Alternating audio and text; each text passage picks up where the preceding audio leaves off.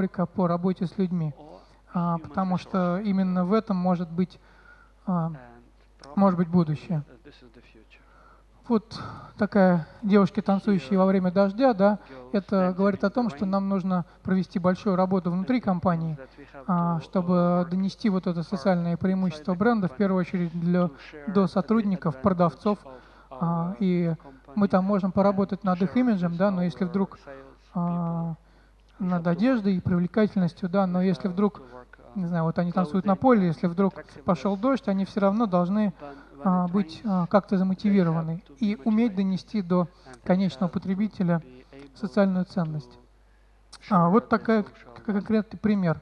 В Москве, да, с приходом крупных мировых компаний, это Ушан и Метро, это большие супермаркеты, для отечественных наших операторов Перекресток, Седьмой континент, стало достаточно сложно конкурировать на этом рынке, да, то есть объем вложений, который вкладывает Ашан и Метро, совершенно несопоставим с объемом, который, к сожалению, который там тот же Перекресток при поддержке Альфа-банка может влить в рынок. И в связи с этим мы видим, что Перекресток и Седьмой континент попытались репозиционироваться, да, со слоганом «Переходи на лучшее», например, или «5 звезд», что это как бы некие премиальные супермаркеты.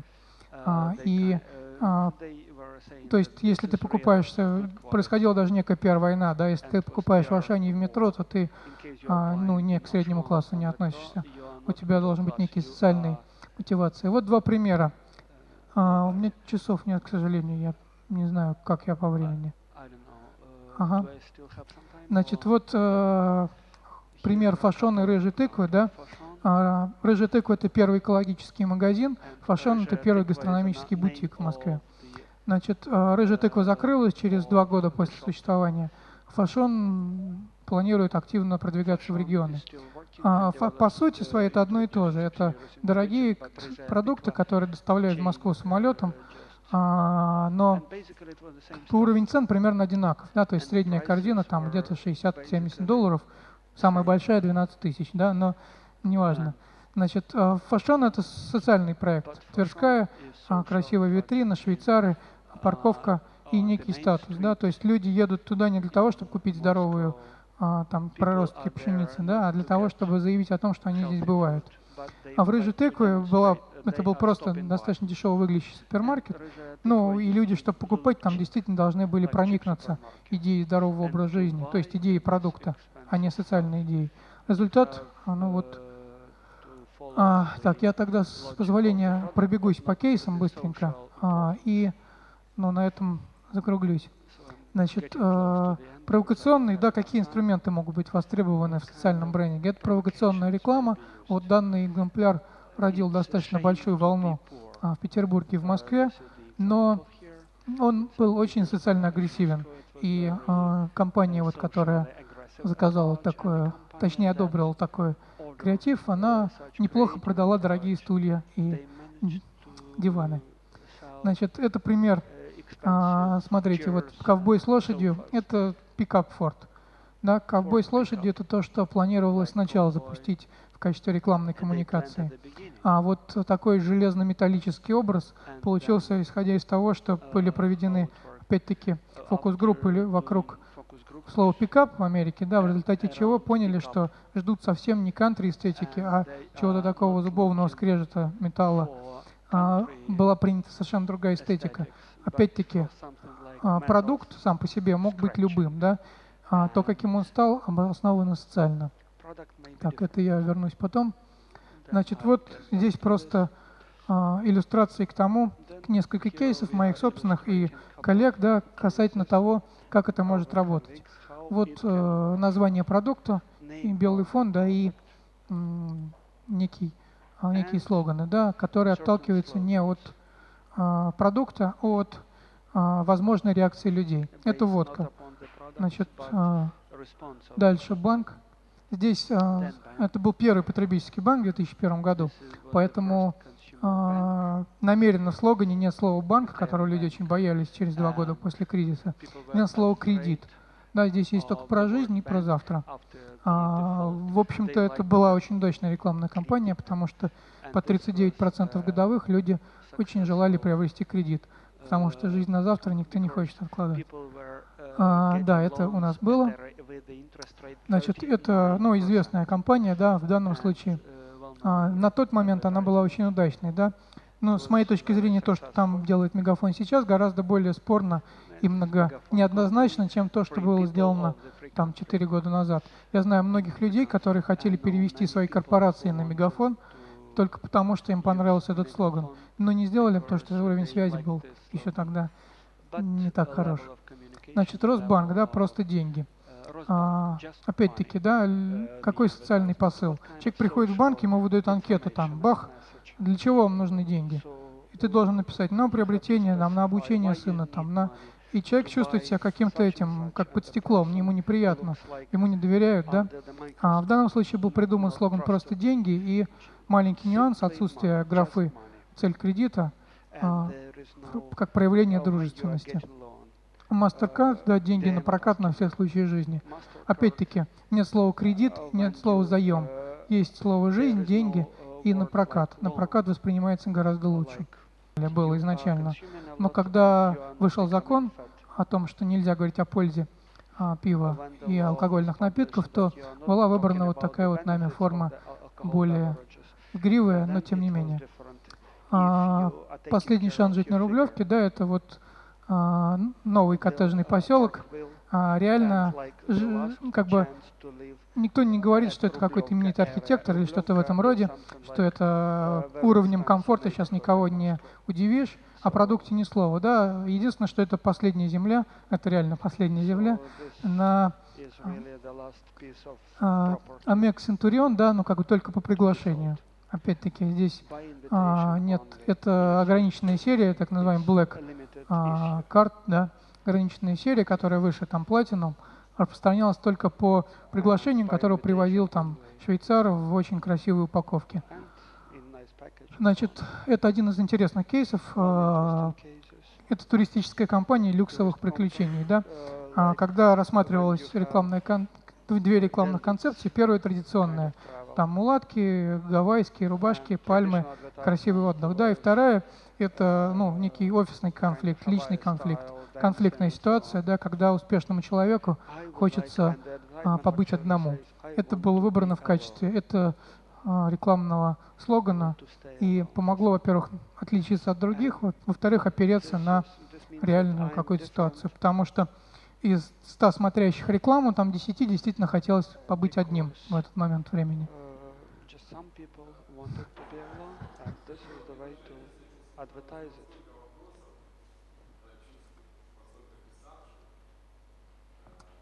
I can't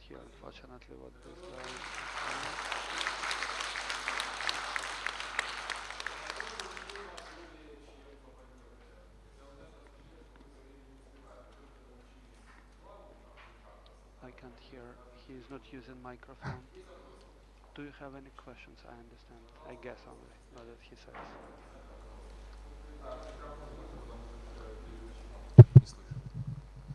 Приводилась такая небольшая таблица сравнительная, как раз с источником являлся Интербренд, рекламные бренды и социальные бренды. Вот случайно это или нет, так получилось, что у социальных брендов, я обратил внимание, у всех, которые по отношению к рекламным, у них доля бренда была выше. Это вы так немножко тенденциозно подобрали или это действительно... Это, ну, есть как бы общедоступная табличка Интербренд ТОП-100, да, в которой это действительно так. Я просто выбрал наиболее узнаваемые, поскольку табличка американская, и там бренды типа Kellogg's, там, которые мало известны у нас, то я подобрал такие пары, которые действительно... То есть это тенденция. Это не случайно, это результат многолетних, скажем так, рекламных упражнений на почве социального маркетинга. Ну, то есть, когда социальный мотив берется за основу рекламной стратегии. Пожалуйста, вопросы. Все писали, я видел, практически все писали. Все стало ясно или все так неясно? Социальные... Будьте добры, скажите, что касается сегментации, да, сегментации аудитории, на которую ориентирована социальная реклама, есть ли какие-то отличия критериях между традиционной рекламой и данной рекламой? Ну, точно есть один общий момент, то, что она должна быть целевой, да? То есть, к примеру, если мы говорим о социальной и провокативной рекламе, да, ну, имеется в виду социальной по сути, да, а не по... Это реклама коммерческого продукта в любом случае. То она должна быть, то есть провокация должна быть, не должна выставлять, безусловно, дураком того, на кого она нацелена, да, но целевая аудитория, то есть реклама должна быть четко рассчитана на определенную целевую аудиторию. Это общий момент, да, и, естественно, пути к ее выявлению могут быть два, то есть это исследования маркетинговые, да, или, ну, я, может быть, какую-то крамольную вещь выскажусь, да, зачастую, и особенно на новых там рынках, интуиция человека, который работает в этой, скажем, выпускает магнитофоны 10 лет, она не менее ценна, чем результаты, выявленные агентством, как бы, которое там, например, 5 лет на рынке. Ну, то есть, грубо говоря, очень часто, особенно связаны с новыми категориями, да, когда исследования нам могут, ну, скажем так, могут помочь, но не только они. Вот. Но в любом случае должна быть четкая целевая аудитория и понимание ее, ну, в общем, основ.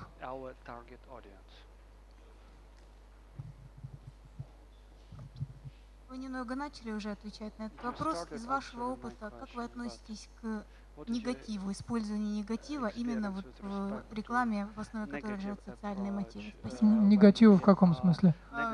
Чтобы в ролике, в постере, в креативе присутствовали какие-то негативные либо провокации, либо негативный имидж, что-то, что вызывает не к удовольствию. Я приведу пример, если можно, из социальной рекламы, не из коммерческой, но он просто очень характерный.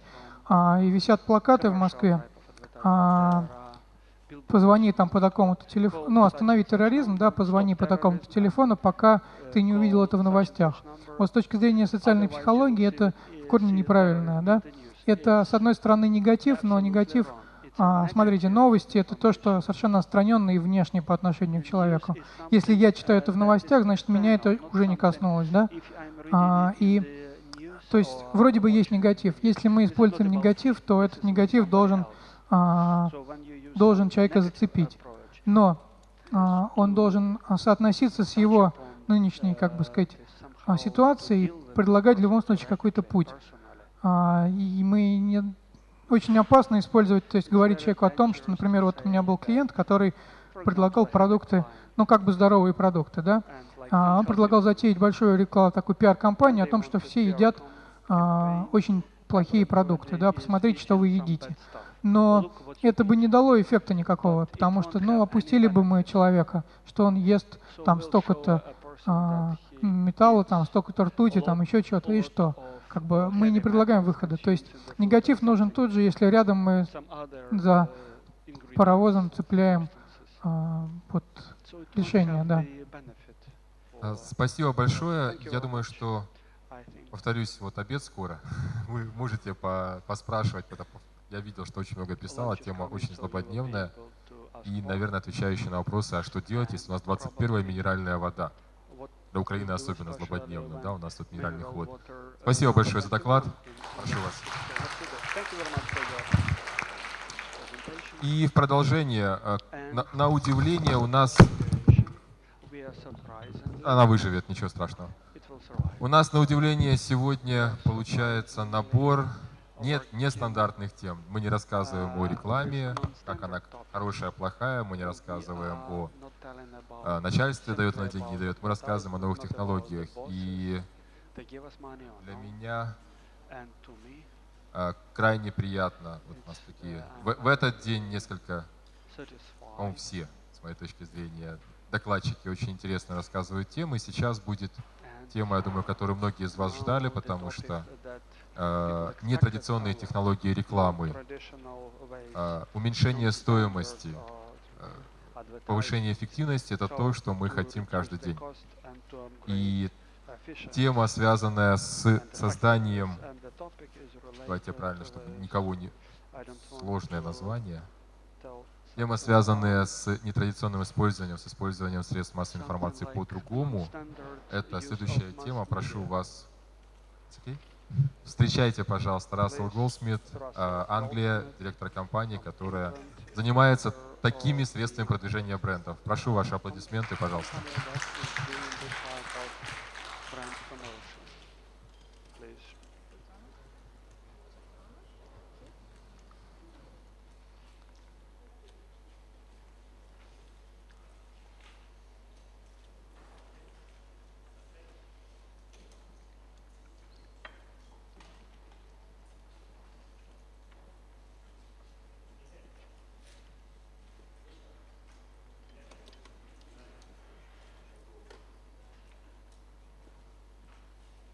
Aha.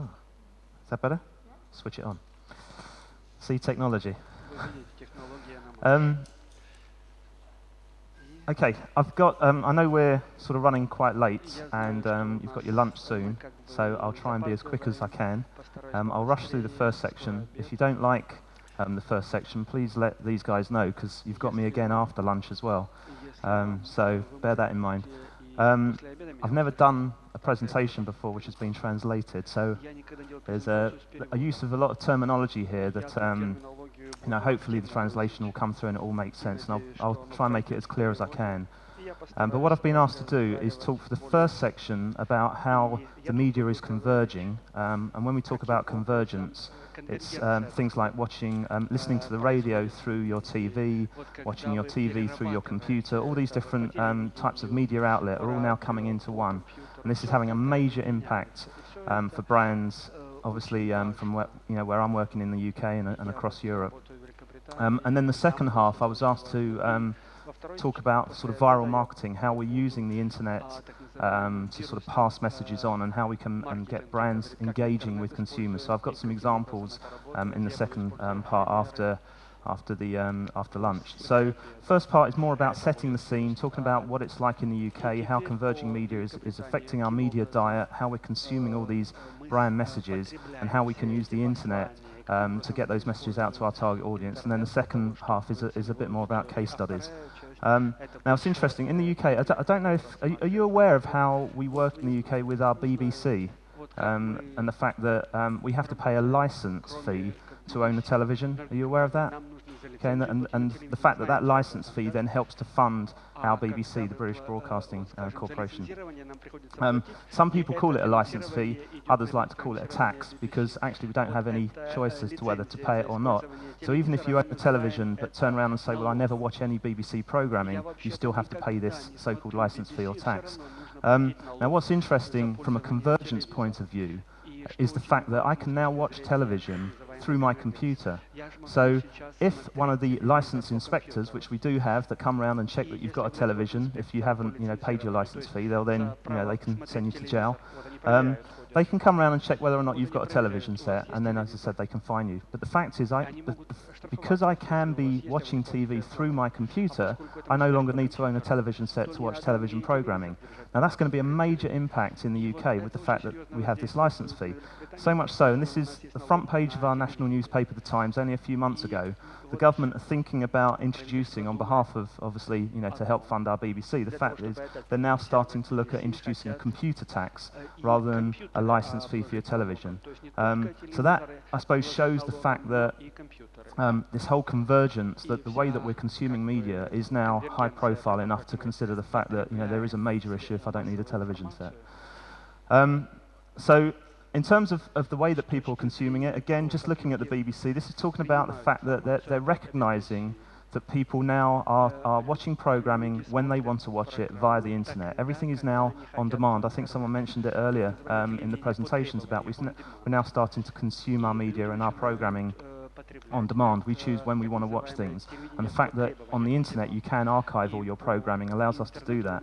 So again, the BBC are looking at it says they're offering viewers the chance to download TV programming over the internet, new initiatives. They're launching a new media player, which is what they're saying will be their equivalent of the iPod, the iTunes that Apple do. We've heard Apple mentioned quite a few times. IMP could be just the iTunes of the broadcast industry, enabling our audience to access our TV and radio programming on their terms, i.e. anytime, any place, anyhow. So the fact that you're now using your computers to search for TV programming and watching it when you want to watch it. So as I said, this whole section is talking about convergence of the media. I'll give you an overview from the UK's perspective and see how that works, looking at how we consume our radio, how we're using the internet and how people are using the internet. We're looking at digital TV programming and also mobile technology now as well. And I've brought an example with me. Does anyone here use a 3G phone at all? Anyone got hands up? No? Is that over here? I don't know if that's over here yet, the technology. But the fact that you can now watch video programming through your telephone as well. And I'll just use that as an example, but also the way that it's impacting on how we consume and also interact with the media as well. A very, I suppose, unfortunate example, but that highlights the way that media is changing is we had the bombings in London only a couple of months ago in July. And the fact that now when you're watching the news, a lot of people are actually going to, rather than sort of reading the paper, it used to be years ago that the newspapers set the agenda. Newspapers now seem to be more about giving comment and in-depth comment the day after, whereas now for instant news people are looking at the internet, listening to the radio, so broadcast is now setting the agenda. And also with mobile technology, it was quite incredible after we had those bombings in London, watching the news or listening and going to all the websites, the BBC News website, and seeing the fact that people are actually using their mobile phones now to send up pictures literally instantly from under the tube network or on the bus that was bombed. You can immediately see the impact that technology is having in the way that we're consuming our media.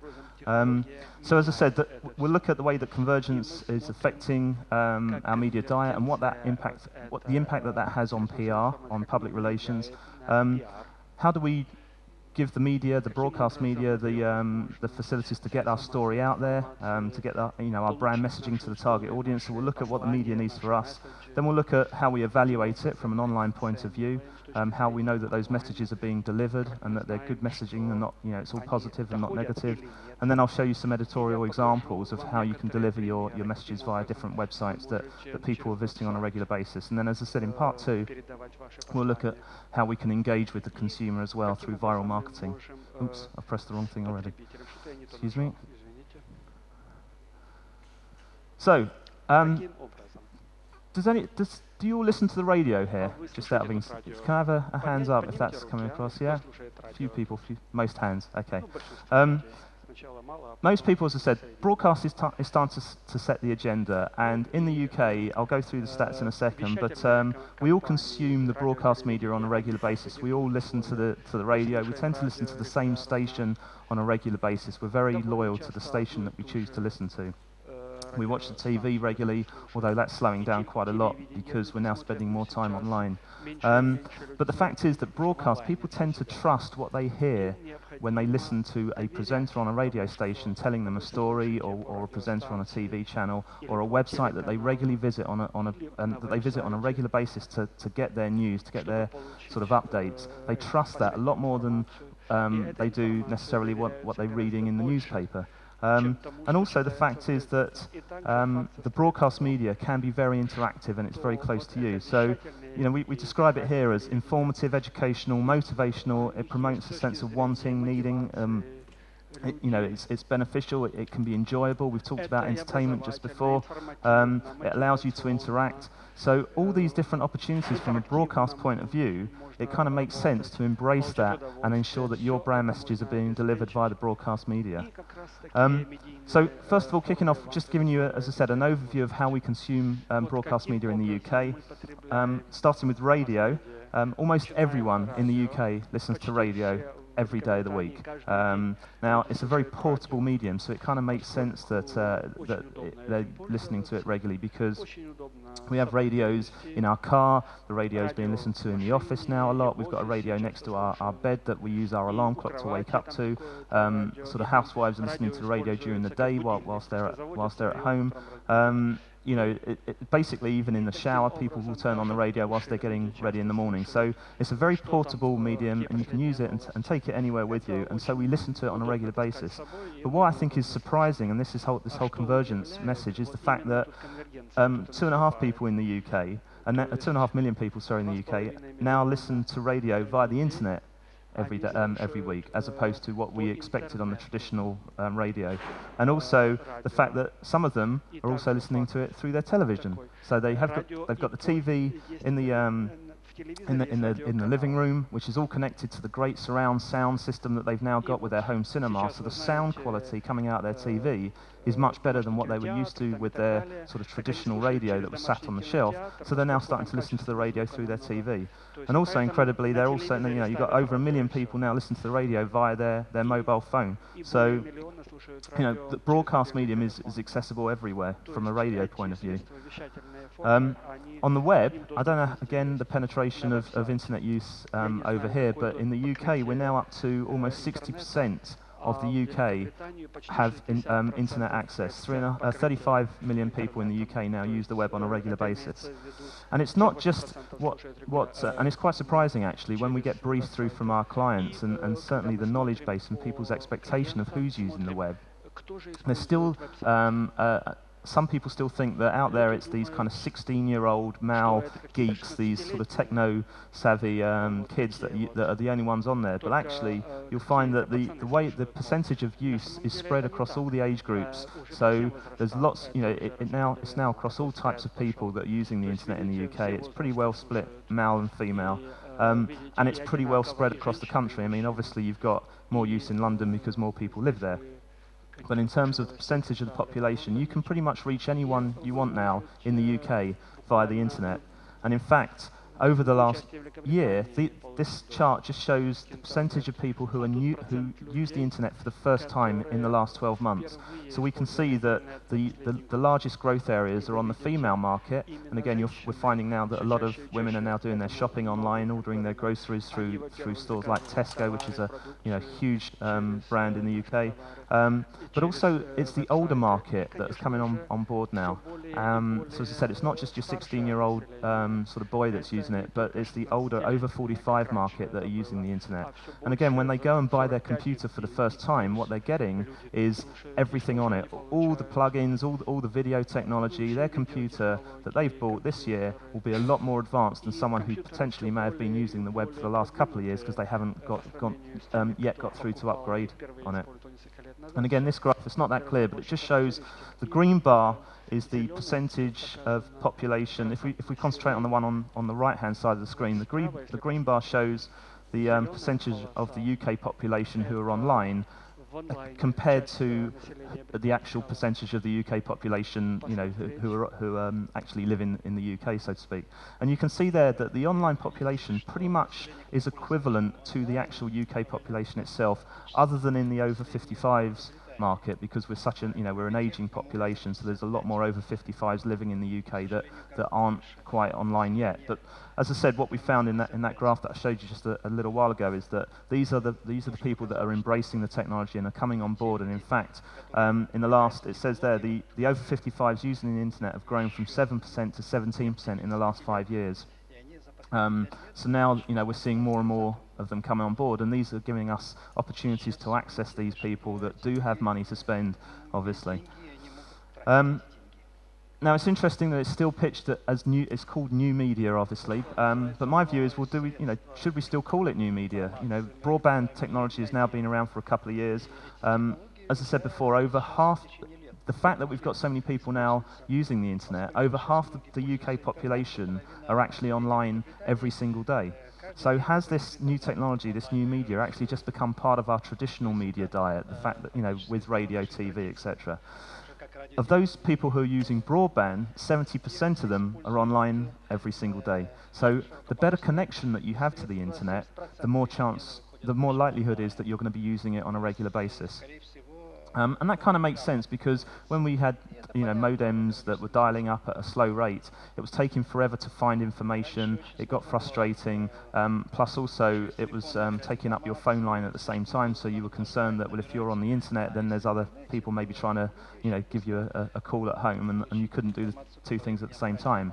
Now with broadband, the connection is there all the time. It doesn't take up your phone lines. You're still free to use the phone. And plus, it's 10 times, or in the UK now, we've got up to 40 times the speed of the dial-up, of the modem dial-up. So now, your expectation of what you can see online is a lot better. The quality of the content is a lot better. It's faster, so you tend to use it more. And whereas previously people used to use the internet more as an information gathering resource, they'll go to Google, they'll search for some information, they'll find their news, maybe buy a book from Amazon or book a flight. Now we're seeing people starting to use the web more from an entertainment point of view as well. Now this stat just shows how it's affecting TV and the impact that it's having on television, and obviously this then has a knock-on effect on the impact to advertising as well. These stats are showing that the share of media time for people who have broadband access, so those people with broadband access that are on, as I said, 70% of them using the web every day, they're now only 36% of their time, their leisure time is spent watching TV. 26% is spent listening to radio, so radio hasn't been that affected. And again, it kind of makes sense because when you're online, when you're on the internet, you can be listening to the radio in the background. And we're hearing more and more radio programming pushing people to websites because they know that their audience is online at the same time as listening to the show. But this is the interesting thing. Given that broadband's only been around for a couple of years in the UK, 24% of their time is now spent online. So that's had a massive impact on the amount of time that they spend watching television. Where do we find these people? Someone mentioned earlier about targeting the audience and finding the sites that they visit on a regular basis. Doing online PR shouldn't be any different to traditional PR. The first question that you still should ask is, who's my target audience and where can I find them?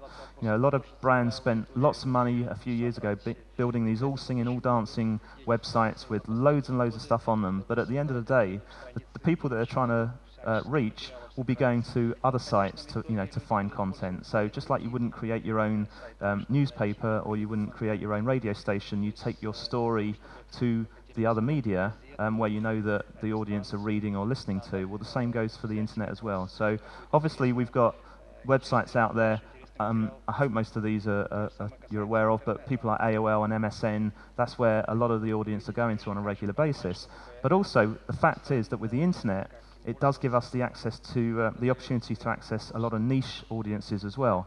So, for example, whether or not you're targeting, I've just given some examples of groups there: kids, teens, men, women, silver surfers, i.e. the over 50s, gay, student, business, health, sport, finance, whatever it is that your target audience, the target audience that you're trying to reach, you will probably find a number of websites out there that are specific to that audience. And my view is we often get briefs in from our clients that are so keen on us to make sure we're on the the AOL website, the really big site. And it's a similar kind of thing to when we used to get briefs in to ensure that we're on all the BBC programming on radio because they're the ones that everyone's listening to. Well, absolutely, yes, we can get you coverage on AOL through a PR, through editorial means, but you might find that with 2 million odd pages that AOL covers, or however many pages they've got, your story can get lost in there. Whereas if you're targeting, for example, students at university, and you know that there's 15 websites out there dedicated for students, whilst there may only be, say, 20 or 30,000 people visiting each one, you know that every single one of those people visiting that site is exactly the people you want to speak to. So the web gives us a lot more opportunities to really hone in on our target market and have less wastage in terms of our messaging going to the wrong people. Just very quickly, in terms of the digital market, digital TV in the UK now, 60% of UK households now have digital television. Now, again, this is changing the way that we consume our media from a TV point of view. You go back, I think it's maybe 10, 15 years, and we only had 3 channels. There was BBC One, BBC Two, and ITV. Then Channel 4 came on board, then Channel 5, and then suddenly with satellite television and cable TV, we've now got hundreds and hundreds of channels to watch. There's stats out there now that show that the percentage of time spent watching all the satellite programming has only just recently now overtaken the amount of time we spend watching our traditional terrestrial TV channels, the BBC and ITV. So people are now spending more time watching satellite programming and digital TV. We've got interactive services on television now as well. So 20% of UK people are now using the interactive services on digital TV. So again, changing the way that people are using and the way that advertising works. You can now, if you see a car being advertised on TV, you can press the red button and order a brochure directly, from it. That of course, is if you're watching the advertising. And I suppose the biggest issue for brands and advertisers in the UK and across Europe is the fact that the way that technology is going, people are now actually starting to skip advertising. And again, that is having a major impact. There was a report I was reading this morning in a magazine that Unilever have cut back 20% of their TV advertising, which is the equivalent of 60 million, I think it is. So it's quite a major, impact. So we're seeing here that, I've got there, in the UK, 720,000 PVRs, which is personal video recorders. Now, I don't know if you're aware of what they are, but this is, have you heard of Sky? Sky TV? Yeah, Sky TV have a technology called Sky Plus, which is a personal video recorder, which means that you can, a week ahead of the programming, you can pick and choose which programs you want to watch, and it just automatically, saves them onto your personal video recorder. Now, the difference between that and the old style sort of VHS videos is that with PVR technology like Sky Plus, you can also pause live TV, you can rewind live TV, and you can start to schedule your own programming all on the screen. So if you sort of, I suppose, use the scenario that if there was a program you wanted to watch, but you got in 10 minutes late, you'd have to video it, wait till the end, obviously, of the program to watch it, then rewind the video, and then it's a case of, well, I haven't got the time now, so maybe I'll watch it tomorrow or next week. And in the end, very few people actually did watch. The percentage of people that watch what you've videoed was quite low. With things like Sky Plus, the fact is that if the program started at 7:30 and you got in at 7:37, you can start to watch it at 7:37. And as you catch up with it, you can skip the adverts as well, so that you don't have to watch the advertising, so that by the end of the program, you're now back to where you were on live TV. And if I'm confusing anyone, please come and see me afterwards and I'll try and explain it better. But the fact is that what Sky Plus's own advertising is, they say watch what you want when you want. And I think that really does sort of give the best description of how technology is changing, and how, as consumers, we're now becoming our own programmers, our own programming schedulers. We're no longer reliant on the actual TV channel telling us what we can watch and when we can watch it. We choose to watch it in our own time. So it's, again, major impact on advertising, because obviously as you start to skip through the advertising, you're missing all those key messages. Also, from a PR perspective, with all these new channels, on a news side of things, you've now got 24-hour rolling news. So again, what these news editors need content. No longer is it that we just come home. It used to be that you'd get home at 6 o'clock because that was the end of the working day. You'd get home at 6 o'clock and catch up with the news. Now people are getting home at any time, because obviously we're working longer hours, we're more flexible. But the fact is that there's news channels now that are literally just rolling all day long. So you don't see the same story on the news every hour, on the hour. They're constantly looking for content. So as brands, again, if we've got news stories, or we've got a story that we can make into news, then there's an opportunity for us to deliver that to the news channel as well. And then finally, mobile. Just setting the scene. The mobile. These stats are actually already a year. These are a year old, so they're slightly out of date. The numbers have actually gone up again. But again, in the UK, 81% of over 15s have a mobile phone. And again, 29% of the population using MMS. Now, that has actually increased a hell of a lot. And again, I'm talking about sort of video messaging and being able to watch video content on your mobile phone. So, quite a sort of scene setting. What does that mean for us in terms of PR and public relations, i.e. the side of marketing where we're trying to deliver our messages without paying the media, without advertising or sponsorship, how we can do it editorially? Well, the internet, as I said, more and more people are using the internet now to get their media messaging. It's no longer just text and images. With a modem, it was very much about, we need to make this page load as quickly as possible. We don't want people sitting there for ages. So it used to be just text and a few small images.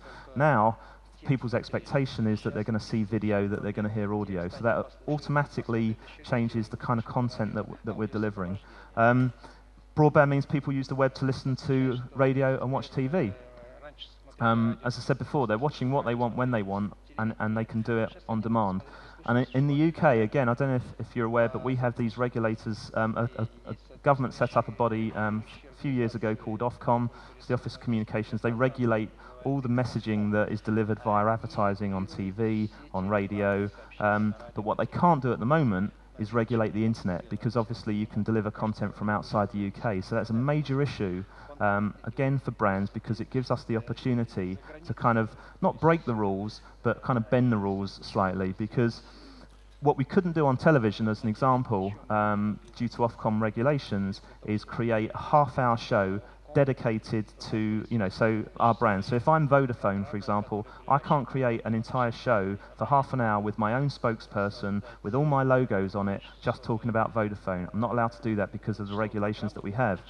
I would have to have, the show would need to be independent, and it would need to talk not just about Vodafone, but maybe about O2 and Orange as well, so that there's, it's an independent show. On the internet, I can do whatever I want. I can have a show dedicated to my brand. I can have my own presenters involved in it. I can fund it. I can have my products and branding everywhere. And there's nothing that anyone can do to stop me do that. Now, obviously, from a consumer's point of view watching it, it still needs to be editorially balanced, because if it was just a half-hour show talking about how wonderful Vodafone are, then probably very few people are going to watch it. But the fact is that I can actually produce my own programming and stream that online. And again, that's changing the way that things are working in the UK. So as I said, convergence is affecting our media our media habits and diet. We're listening to the radio over web. We're downloading shows now. Have you heard of podcasting at all? A few nods, maybe, yeah. So people that have got an iPod, we can now create programming which we can download and listen to on our iPods. TV programming is becoming available over the web. So as well as the BBC, as I showed you before, other TV programmers are now looking at streaming their programming over the internet. And you've got things like there's a cable, an internet and broadband provider called Home Choice in the UK that now archives their programming for 7 days, so I can watch all my television. I can watch over the internet via Home Choice, but I don't even, in this instance, don't even need to record anything on a PVR, because they are archiving everything for me, so I can just go to their website and watch all 7 days of programming at any time I want. Going back to the BBC again, they have a media player on their website where I can listen to archived programming for radio as well as TV. And again, interestingly, this may not mean that much to you over here, but this is a list of programs that people listen to via the BBC's own archived media player. But the interesting thing for me out of all this is that, again, going back to that example of who's online, who's actually using the internet, the number one listened to show that was downloaded more than any other show over on the BBC website, and this is month after month, so these stats are from February this year, is a radio show called The Archers. Now, unless you're in the UK, you may not be aware of that, but The Archers was probably the first ever soap opera in the UK, because it was a radio show that was created in 1950, and it is still going today. And it's about a group of farmers, and God knows why people are interested in it, but people listen to it. Now, compare that to what you would expect, as I said, in like the 16 or teenage audience listening to the official chart show or the essential selection, which is all your dance music. You've got listening to The Archers, which is probably sort of 45, 50-year-old plus, was more than twice the amount of people downloading that on the internet. Now, again, you can look at as many statistics as you want, and obviously when we're presenting to our clients, we have to show all these stats to give them confidence in what we're talking to them about. But often I go on gut feel, on sort of like what my own sort of senses are, and the example I always give when I'm talking to sort of like clients about who's using the web is just taking it from my own family as an example. My dad is 72. He's an ex-photographer. That's what he used to do for a living. Only recently, his birthday was in April, he bought himself a new PC, and he set himself up in a sort of like little desk in the hall, which is my mum is absolutely delighted about, because she now sits in the lounge and can watch all her soaps and quiz shows on TV and not be disturbed. But my dad sat there out in the hall, he's got his new PC, and he's digitising all his old videos and all the photographs that he used to take. And unfortunately he's now emailing me as well. But the fact is that as a 72-year-old, he's got the best piece. He's got my official title back at the office is Digital Media Director for my company. My dad has a better computer than I've got, and he's listening to the radio through the web. He sits outside and he's watching TV through the web. So, as I said, you can sort of look at as many statistics, which is nice to back things up, but sometimes you just go on what you know and sort of gut feel. So video on demand now a reality, so much so that, again, going back to the BBC launched a new channel called BBC Three recently, and they're now premiering some of their programming online before they actually show it on TV. So, for example, there was a new comedy show called The Mighty Boosh, and it was shown online 7 days ahead of when it was shown on television. And the BBC Three controller, going back to what I was saying about Sky Plus, people wanting to watch stuff when they want to watch it, his comment was, we want to make our content available in a way that suits the growing number of BBC Three viewers who are no longer satisfied with waiting for the TV schedulers to show their favourite programmes. So this is going to put programming controllers of television out, or the people that come up with the schedules, they'll be out of a job soon. Because basically the television owners will literally just list all their programmes and you just watch the ones you want whenever you want to watch them. There won't be a schedule. So obviously the likes of Sky, ITV, BT as a broadcaster, interestingly, rather than just a telecoms company, are now all starting to follow suit and putting programming online. Unfortunately, do you get Big Brother out here at all? Do you know the reality show Big Brother? Just about watching, there's a few nods, watching a dozen people in a house, the most boring thing ever, but that's now streaming online as well, so people will literally just watch anything, which I find quite incredible. And also PVR technology, which I was talking about before, is now becoming portable. So we've got a new product in the UK called Arcos, I don't know if it's over here, but I can now start to set my programming off my television and then take it with me and watch it on my way to work, on a small screen, with the headphones. So again, meaning that I can skip the advertising whenever I want to do it. Also, programming becoming available on your telephone. So, concerned about time. So, for example, are you aware of the program 24? Have a quick hands up, just so people know. Yeah, a few. No? Okay, again, someone over there. Okay, there's a program called 24. It was filmed in real time, so there was 24-hour-long episodes with Kiefer Sutherland. For the launch of Vodafone Live, which was their 3G service, they did a deal where they created an exclusive 24 episodes, but they were 24 one-minute episodes that you could watch via your mobile phone. And if anyone at lunchtime wants to see any, I've got them on here, so you can see the quality of the programming. So it was an exclusive storyline that was only available via Vodafone Live. So again, it was just showing how content can be used on the mobile phone. Now, things like that, there's opportunities for brands. So we're already talking to some of our sort of clients. If you're a DIY brand, if you're a brand that allows you to go and buy all the stuff you need to go to the shop, buy all the stuff you need to put up a shelf, paint your house, do the gardening, whatever it might be.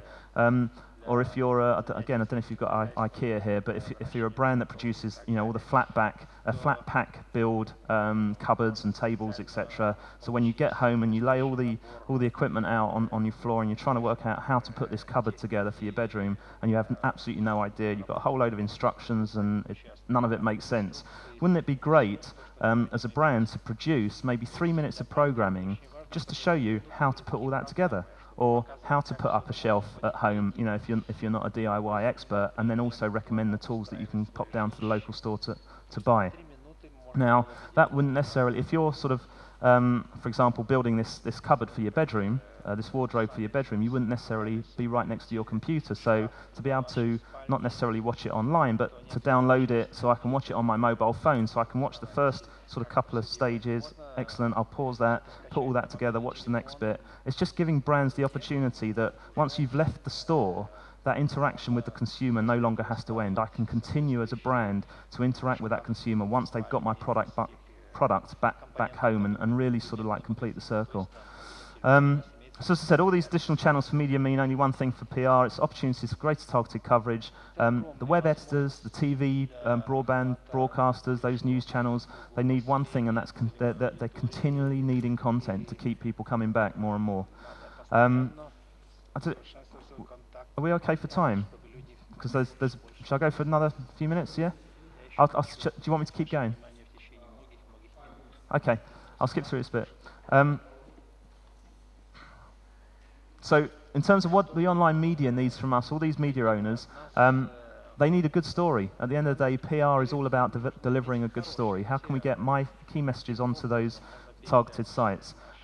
Also, it obviously got to be editorially balanced. They're not going to show it, they're not going to run a story if it's just a blatant ad. It needs to be informative. Entertaining often helps, because as I said, people are now using the online media as more of an entertaining medium. And regional as well, from a broadcaster's point of view, especially on radio. If you can make something regional, i.e. relevant to the listeners in their part of the country, then that really helps in the UK, that really helps as well, and we see that a lot in the UK. In terms of the traditional media owner, we need to understand them. We need to understand what they need from us. We've talked about support, equal benefits, investment. It's a case of spending time with them and giving them information in a format that makes their life easy. So rather than from an online point of view, as an example, just sending a press release and some images that they need to then sort of digitize themselves, we can provide information in a digital format. We can give them everything, in a digital press kit that enables them to literally just grab the information and put it online. From an online point of view, you've got a lot of advantages over broadcast, because obviously with broadcast you're restricted to airtime. There's only 24 hours in a day. With print media, you've got pagination issues. Each newspaper, for example, has so many pages and that's it. Whereas with online, if you can create a story that is relevant and that you've given them everything that's in a format that works for them, it's just a case of adding another web page to their site. So it's very easy for them to just link to that story and create more content. So the questions we ask: who's my target audience? We talked about before. Where can I find them? Once you know where can I find them, i.e. what websites are they visiting on a regular basis?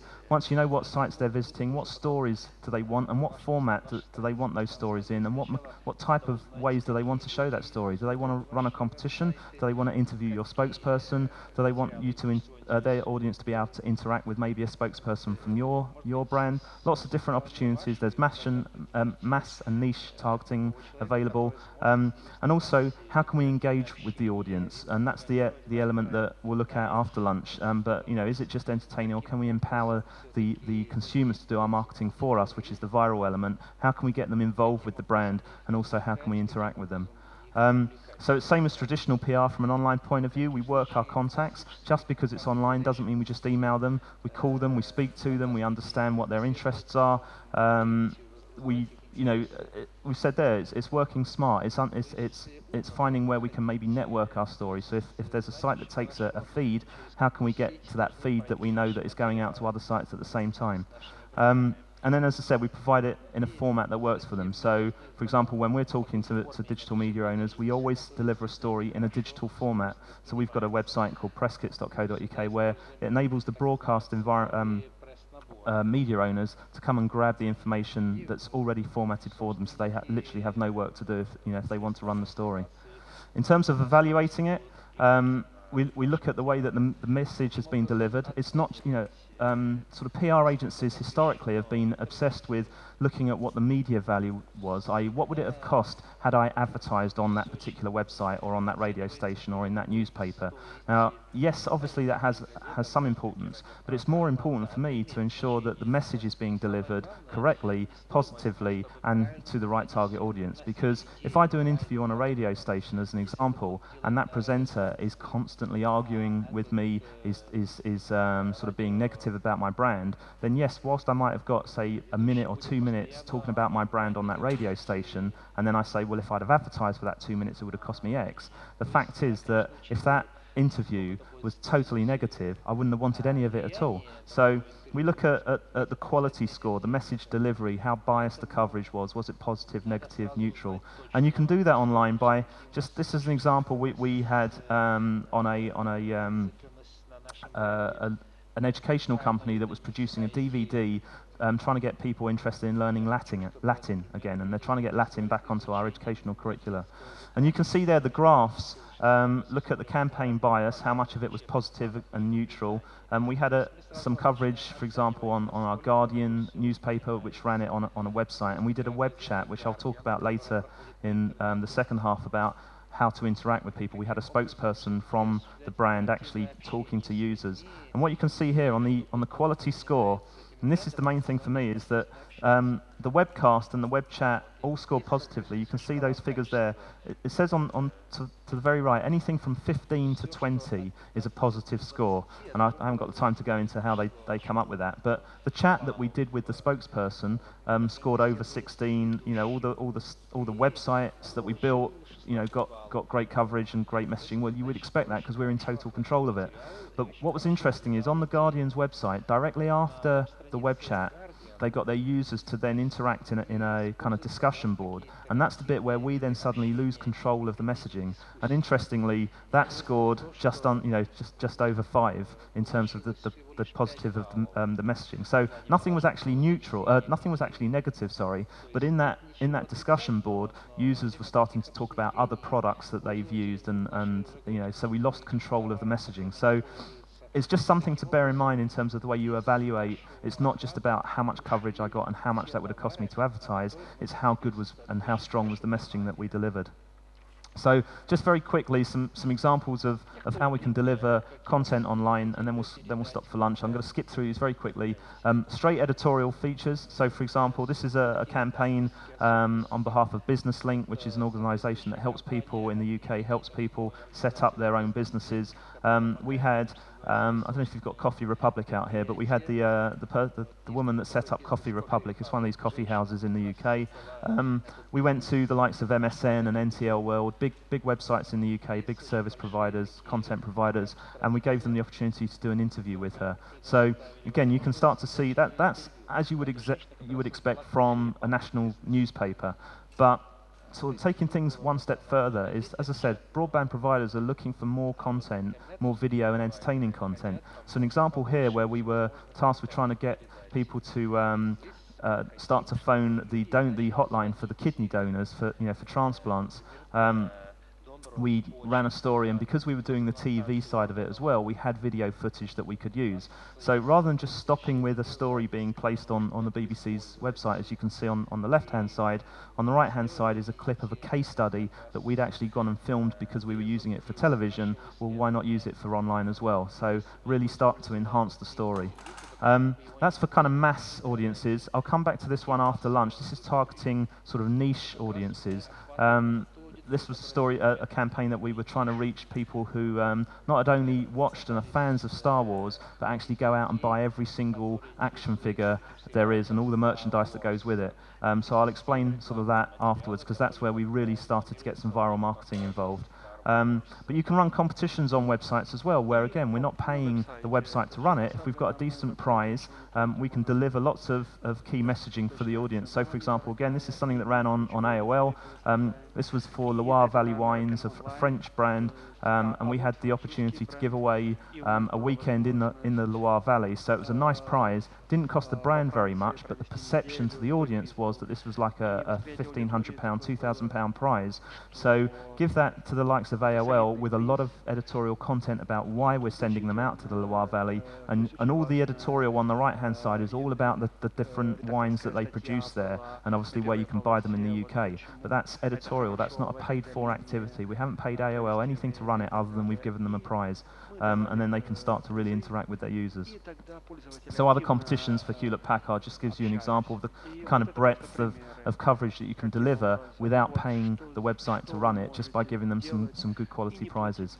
In terms of interacting, I'll come onto this in part 2, but we talk about web chats. This is not going into internet chat rooms and just typing away. This is actually an event where you see a spokesperson on the screen and you can send in the question and then they can answer it obviously live online. So it becomes like watching a TV chat show, but you're actually doing it over the web. And again, that comes back to the fact that as the brand, you're in control of it, so you can control the messages that you're delivering. And it's totally moderated, so nothing is going to get through onto that show that you're not going to want it to, because you're producing it. So I'll come onto that in more detail in the second part, and I'll show you some examples and some sort of, as I said, how it's like watching television. I'll show you that in the second half. And then the web TV programming, again, as I said before, the opportunity, I've already sort of mentioned this, the fact that we can create our own programming for people to watch online, and as long as it's editorially balanced, as long as it's interesting and informative, then people will watch watch it, and they'll also search for it. So again, I'll show you some examples of how we've produced cookery shows for Tesco in part 2, where you don't just watch the actual cookery program, but you can print out the recipe and then order all the ingredients off the website and have it delivered to your door literally that night. And in fact, I think that's it. I think the rest of it is all in part 2. So we'll come on to that afterwards. How's that? Is that right for...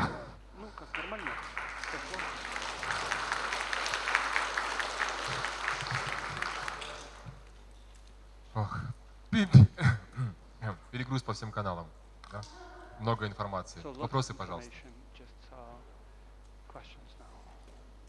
Все понятно. У вас есть шанс задать вопросы во второй части, где будет уже практический разбор полета. Тогда еще, пожалуйста, поблагодарим. Сейчас обед. Я думаю, что в 3:30 мы справимся, да, по расписанию. Он здесь прямо входит. Особенно, когда включено. Вы знаете, что язва, Нобелевскую премию получили за то, что язва, оказывается, это вирусная болезнь. Так что можете теперь нервничать, не спать ночами. И гастрит. Вот. Жевать сухомятку, Данон теперь разорится. Ну, они же нам рассказывают, что нельзя нервничать, пейте это самое. Вторая часть нашего, так и хочется сказать, естественно, марлезонского балета будет посвящена первая мастер-класс, как то делать, что нам рассказали до обеда. После этого у нас будет как раз в тему продолжения это блоги. Кто не знает, это страшное слово, это не блохи. Вот. Это очень интересная штука, которая на сегодня уже зарабатывает безумное количество денег и делает бренды. Марина Стародубская. И, кстати, Марина много пишет на нашем сайте Marketing Mix. Спасибо. И очень интересно. И последний сегодня доклад, я не знаю, там была запланирована маленькая тайна. Я надеюсь, что она произойдет. Мне потом махнут головой. Последний доклад будет касаться кинотеатры как медиа. Как кинотеатрами можно пользоваться. Не буду долго задерживать. У меня к вам одна просьба. Я планирую, наверное, завтра подарить какой-нибудь достаточно ценный подарок. Ну, естественно, книжку или что-нибудь такое. Наверное, не свою. Вот. Я найду что-нибудь еще подороже. Тому, кто сегодня или завтра напишет самую интересную рецензию на нашу конференцию. Да, понятная идея. Если вы пишете рецензию, подписываетесь, мы экспертным советом ее оцениваем и дадим какой-нибудь классный подарок.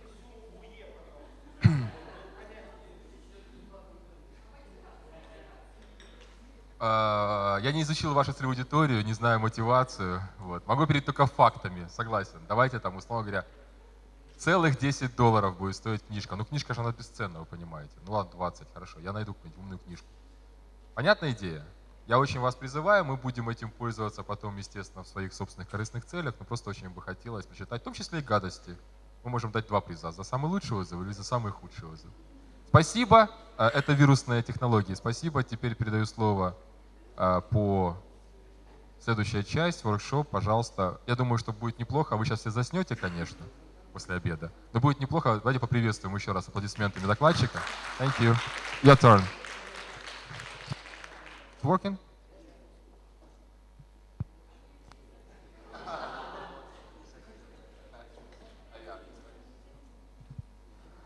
Okay. So I was just... Okay, I can translate, yes. Well, there's no translator, so... Ага, он обедает. Переводчик кушает. We can start, I can do it after you. Yeah? Not simultaneously, Okay, well, I don't know what you just said, so... Okay, all right. Okay, well, Karen, I feel I've got to know you a bit more, so I've taken off my tie. I hope that's okay. Я снял свой галстук, чтобы быть ближе к народу. Кстати, хорошая идея. There you go. Официальная часть. Теперь дискотека. We'll stop there. Дальше. Вот и стимул нашли. Okay. We set the scene in the first half. What I'm going to do now is just talk about how we engage with the consumer. So just show you some examples online of how we can actually interact and some of those. Sorry. Ага, вот и перевод. Нет, естественно, я вот сейчас они включаются. Мы увидели в первой части то, о чем я рассказывал. Сейчас я буду рассказывать, как вовлечь потребителя в этот диалог. Господа переводчики на месте, включайтесь. Есть, работает, супер. Okay, we okay now? Okay. So we're just gonna look at the types of brands that this works well for, and then we're going to look at types of engagement, actually engaging with the consumer. So whether or not that means through entertainment, which we've seen some examples of already, through empowerment, i.e. that's giving the consumer the opportunity to do your marketing for you. So it's kind of like word of mouth marketing, and that's where viral marketing comes into play, because it's word of mouth marketing online. So we're actually getting consumers to say how wonderful you are by emailing all their friends and relatives and families and business colleagues. Getting them to be actually involved in a live experience online, and then interacting with the brand as well online. So lots of different ways that we can actually engage with the consumer. Now I have no idea how this is going to translate into a Russian, but there's two types of brands, endogenous and exogenous. One is basically what you're looking at is brands that you've got, you have an experience with, lend themselves perfectly to word of mouth marketing. So for example, if we've seen loads of examples already of Apple, the iPod, etc., of Nike and of British Airways, where if as a service or as a product that you're using a lot, and it's a whole experience, then that lends itself, excuse me, it lends itself perfectly for kind of word of mouth marketing and by its very nature, therefore viral marketing, i.e. online recommendations. Because if you've had a great experience with one of those brands, you want to tell everyone about it. Or if you've got the latest iPod Shuffle or iPod Mini and Nano that they're now bringing out, you want to shout about it and you want to tell people how wonderful it is. Whereas you've got other brands on the other extreme that don't really lend themselves very well to sort of word of mouth recommendation to viral marketing. The one down the bottom there, which in the UK we know as the Jolly Green Giant, which is a brand for sweet corn. It's hardly the thing that you're going to go around and say, oh, I had some wonderful sweet corn with my dinner, or outside at lunch just now, and this was the brand. So it doesn't really lend itself to viral marketing that very well. So some are great in terms of recommendations, others they have to literally force the issue and tell everyone about it. So what I want to do is just sort of give you some examples excuse me, of brands that really used viral marketing or have engaged with the consumer online, and they've done it really well. Now, I can't remember which presentation it was, but right at the very start they were talking about sex and how well sex sells. I need a show of hands if possible. Do you have Kylie out here? Kylie Minogue? You're all aware of her? Yeah? Okay. I've got the video. Turn lights down. I've got the video if you want me to show this. I wasn't sure. I checked with Natalia before I put this slide up. I don't know what the sort of protocol is over in Russia. But basically, Kylie was tasked with helping to promote a lingerie brand called Argent Provocateur. Now, this didn't have the kind of like the big budgets that they could sort of use to go out and actively market. Plus, they got her to do what was a very raunchy, very sexy video, which was about 3 minutes long, far too sort of raunchy to be shown on TV, and far too long to be used in an ad break anyway. But it was distributed online, and it just said here the risque viral clip, it massively increased the awareness of Argent Provocateur, and it got sort of sent around the world. It says there over 100 million times it was downloaded and people watched it, mainly obviously by men. But the fact is that they then obviously, the likelihood is that they were aware of the brand and went out and bought that lingerie for their wives or girlfriends, or wives and girlfriends, depending on the situation. So I don't know if you want me to show that. I can do. Can I have a quick raise of hands just to give you an example? Do you want to see it? Has anyone actually seen it? No one. Okay. All right. Let me see if this works. Hang on.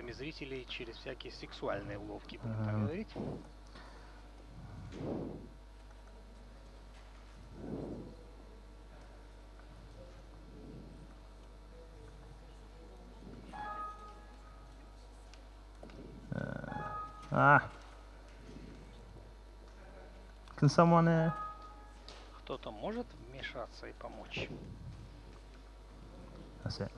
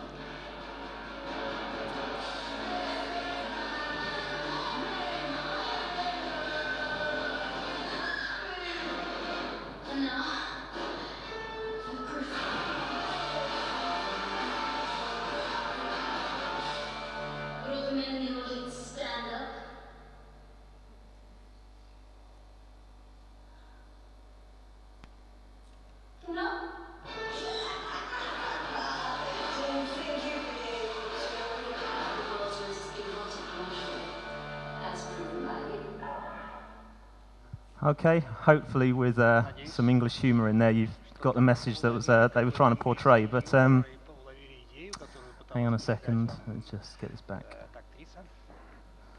There we go. So obviously, I mean, that was actually designed for the cinema originally, which is why it's quite, and you know, she says all the men in the audience, but that's far too raunchy to be used on TV. But the fact is, as I said, through the power of the internet, people downloading it and then passing it on to their friends and friends and friends and friends and friends, etc. 100 million times. It was the latest figure that's been used. Now, obviously, that works very well, especially for the male audience, because sex sells and they want to see Kylie strutting around. But what if you're trying to sell a chicken burger, which is for Burger King? Now, I don't know if anyone has seen this website at all, but this one is called Subservient Chicken. And this sort of like this slide is just saying that yes, sex sells, well, so does chickens, believe it or not. Burger King launched a new chicken sandwich, and they have a website that basically is a man dressed in a chicken suit, and underneath, actually, let's just turn this down. Underneath, you've got a little sort of form that you can type in a command. Now, I don't know if, unfortunately, I haven't got a live example of this, but basically, you can type in anything, and the chicken, the subservient chicken, will do whatever you tell him to do. So if you type in jump up and down, he will jump up and down. And incredibly, as it says there, that's it, by the way. There's nothing else to this campaign other than the fact that you go to this website and you try and get him to do anything, and he literally does do anything, any command that you give him to do. And again, 286 million visits apparently is what this site had, purely by people sending the link in their email address and saying, go to this website and try and get this chicken to do something.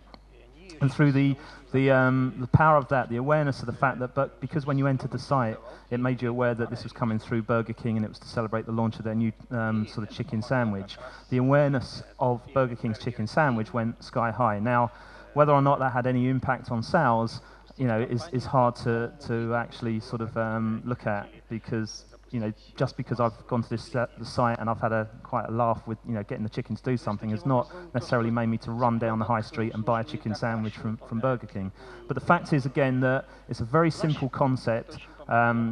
Has not cost millions of pounds to do in terms of going off on a fantastic shoot to produce a TV advert.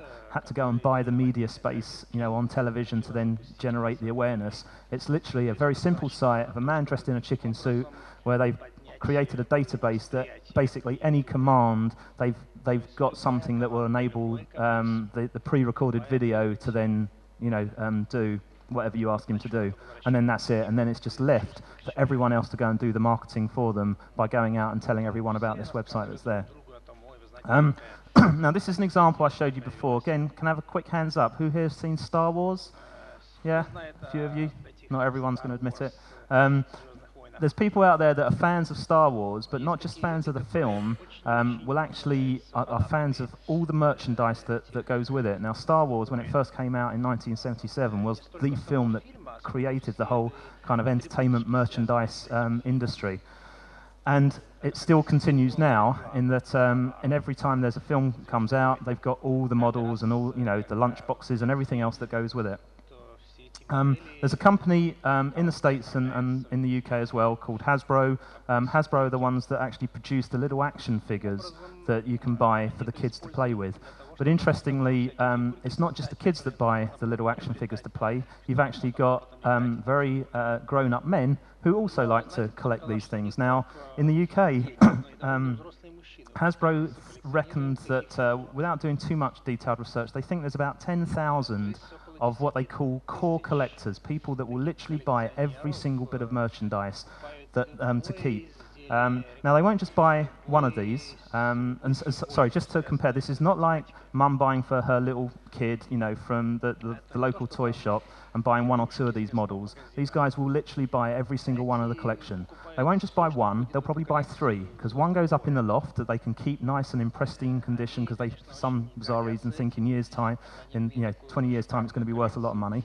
They'll put one on their shelf so everyone can see their collection, and then they'll probably have one that they can play with as well, which is was very sad. And in fact, and I don't know how this sort of comes across in Russian, but on the brief that we were given by the brand manager at Hasbro, he actually said target audience nutters.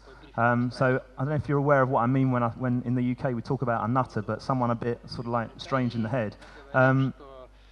And these guys are actually sort of 34-year-old men, probably, you know, alone in their bedroom with no social life whatsoever, but they do spend a lot of money. Hasbro worked out that these guys will spend about £1,000 a year on this merchandise. And then when you start to do the maths, you look at, well, there's 10,000 of them out there, with spending £1,000 a year. That is actually quite a nice little bit of revenue that, at the moment, they don't do anything with. They don't talk to these guys on a regular basis at all, because all their advertising is targeted at the little kid nagging mum to buy him the latest toy.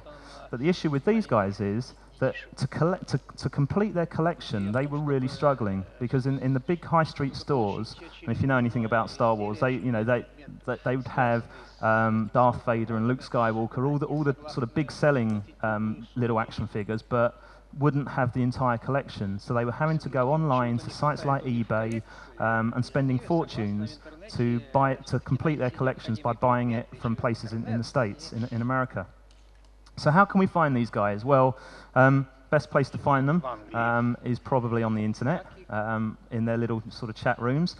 So we decided, let's create a microsite where we can start to gather data on these people, get them to register so that you can start talking directly to them. So to coincide with not the most recent Star Wars film, but the one before that, episode 2, we produced a website called hasbrojedi.co.uk, and we called it the home of the Star Wars, or the home of the UK Star Wars collector.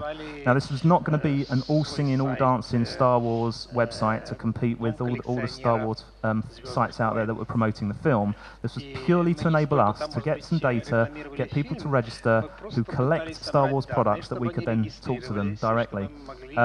So to encourage people to register, to incentivize them and to get their interest, if you registered on the site, we gave them what in their sort of eyes would be the ultimate prize. We would take them, we would do a draw, and the winner would come down to Hasbro's offices and have their head scanned, which some of these guys literally do need having their head scanned, but they would have their head scanned, and we would create a model of their head, and it would be placed on the action figure of their choice, so they could be Luke Skywalker or Darth Vader if they wanted to, and then it would be all packaged up in a plastic covering, and it will become unique, and it's like they are now an action figure themselves. So this is the ultimate prize for a collector. Plus, and this is where the kind of viral marketing, the refer a friend, word of mouth comes in. If they recommended a friend to come and register and give us their details, they both got entered into a draw to win what at the time was a very kind of elusive, fantastic prize again for them, because at the New York Toy Fair, Hasbro produced a silver edition of Darth Vader, which was like a special edition. There was only a couple of hundred made, and it was trading on eBay for $200-300 at the time. So again, as far as a collector is concerned, this was a fantastic prize to have a chance of winning. Now, to go and spread the word, so to speak, the viral element of it, this was the kind of campaign that we didn't actually want to, you know, I showed you examples of the high-profile sites before, the BBC, the AOLs, MSN, all those sites where they've got millions of people going to on a regular basis.